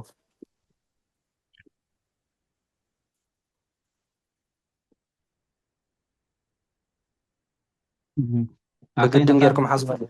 ኦኬ ብተገብራችሁ ኢልዋ ዘለኹ ኣባስ ተገብራችሁ ራእይ ብሎ እምበር ግድን እቲ ዝጥቀስ ተሰሓቢ ንኸዝኹ ዘሎ ሓቀይ ንኣብነት ኣምላክ ተረግዘ ገቦሁ ወይ ተሰሓቢ ሓደ ተሰሓቢስ ክህልዎም ኣለዎ እንታይ ላ ብተግባራቸው ገለ ዝበለስ ንምንታይ ክጠቅስ ዝደለ እዩ እዎ ብተገብራቸው ተላፅየ ክብል እንከለኮ ተገብሮ እዩ ግን ተሰሓቢ የምፅእ ኣይኮነ ዘሎ የምፅእ ምሻሎ አደለ መጅት ተሰሓቢ እሞ እንታይ ዝብለካ ዘሎ በተገብሯቸው አንድ ሲሰቡ ይኮነ እንድሞ ዝብል ዘሎ በተገብራቸው በውድ አንድ በውድ ስለዝበደለ አንሰ ኦኬ በውድ ወላ ክንጎልፈስ ንኽእል ኢና ማለት ወይስ በውድ ዲልዎ ኧረ በግዲ ፈፂሙኹም ይብለን በተገብራቸው በውድ አንድ የሚስቡ ግሶች አሉ አታንት ግን ገቢራቸው በውድ ሁለት በግድ ደግሞ አንድ ይልወለ ማለት አታ በተገብራቸው ግን ግድን በውድ ይልወለ ማለት ነው በውድ አንድ ይልዎ ማለት ነው ተገብረው ኾለ በውድ አንድ እንደህርዳ ይልዎ እኮ ይኾንዮም ይዝብለና ዘሎ በውድ ተቀስ ገርፍ ወራስ ትኽእል ኢኻ ማለት እሱ ማለት እኮ ክትገርፎ ትኽእል ኢኻ ማለት እኮ ክኾን ይኽእል እዮም ይዝብል ዘሎ ሕጂ እዚ ዝድርኽ እንታይ እዩ ተትርጉም እዮም ዝንብሎ ዘለና ዝ ትግርኛ ማለት እዩ ዝውስኖ እቶም ግስታት መነ እሞ ላጼ መሰረ ረገዘ ኮርዓ ሃነቀ ደሓን ንሕድሮም ደሓከ ንሕድሮም እዚኣ ንኩላህና ንመራመረሎም ብሓፈሻ ኣነ ዝብለኩም ዘለኹ እንታይ እዩ ክስሕብ ኣለዎ እንድዩ ባለቤት እንድሕር ሒዙ ንኣብነት ወይ ተስሓብ ወይ ባለቤት ግድን ክህልዎ ኣለዎ በቃ ብጣዕሚ ዮሐንስ ተላፀ በምናምን ወይ ኣገባብ ክህልዎ ክእል ኣለዎ ሕጂ እሱ ዝብል ዘሎ በውድ እንድሕር ዳ ኢልና እኮ በውድ ማለት እንታይ ማለት እዩ ተኣዋጅ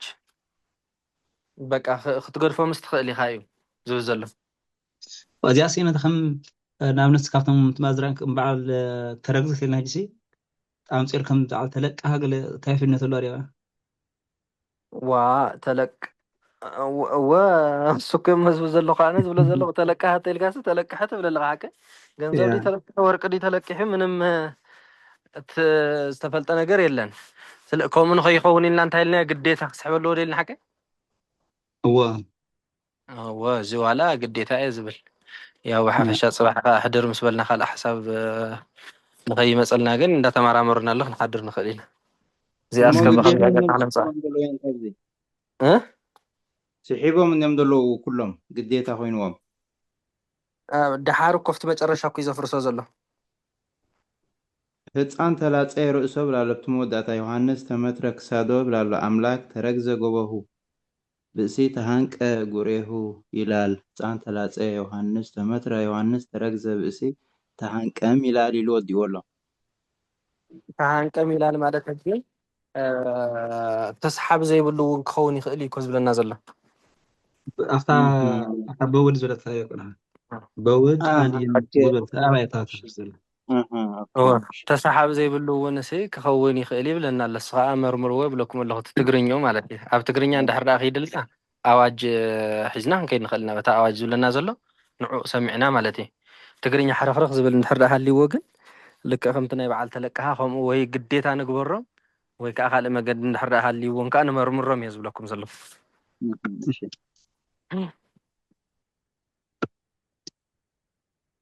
እሺ ብሎ ማን ነው በኣኹን ቀትሪ ዘለዎ ኣነ እኮ ከይዲ እዩ ወባኹም ዳ ማንሻ እንድሕር ዳ ሃልዩ ማንሻ ንግበር እሞ እሺ ንዑስ አንድና ሳድስ ቅጽላቸው አንድ የሚሆኑ ግሶች አሉ ቀሳ ማንሻ ንግበር አለው ደግሞ ቦታ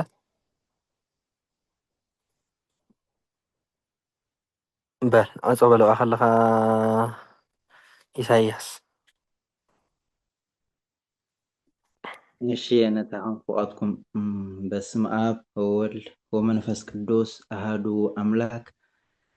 ንሃብለቱ ስብሐቱ አኮት ለእግዚአብሔር ልዑል ንጉል መስቀሉ ክቡር ተአኮት ወይሰባህ ስሙ ለእግዚአብሔር አምላክ ነው ኩሉ ጊዜ በኩሉ ሰዓት እግዚአብሔር አምላክና እግዚአብሔር ፈጣሪና በኩሉ ጊዜም በኩሉ ሰዓትን ክብር ምስጋና ንጽሐዮ ጸጋ መንፈስ ቅዱስ ከምቲ ኣብ ሐዋርያ ዝወረደ ኣባና ድማ ብዕፅፊ ይረድ ዝመሃሩና መምህርና ዕድመን ጥዕናን يهابلنا ندينا قدس قدسان بركتان رديتان طعما فقران ونايفلنا سلام مع زوعلنا سلام مش سلام ليت يحضرنا نايصبح حسابات يبلنا نولأو نزل السماء قدس اسمك تمسك قسك ويكون فقدك وهم السماء وهم السماء هديك لنا بسان وجدان من الزاب بسرين يتابعن يستم سبحان الله من وكان كل سنة سلام قدوس ገብርኤል መልአክ ሰላም ለችኝ ወንበል ስለችን ነገር ሰላም ለችኝ በትናንት ማለት ነው ክርስቶስ ወማርያም ተጸጋ ለች ጸሎት ጸሎት ከተመደነ ኢየሱስ ክርስቶስ ከሚሰረን ሀጥ በስመ አብ ወወልድ ወመንፈስ ቅዱስ አሐዱ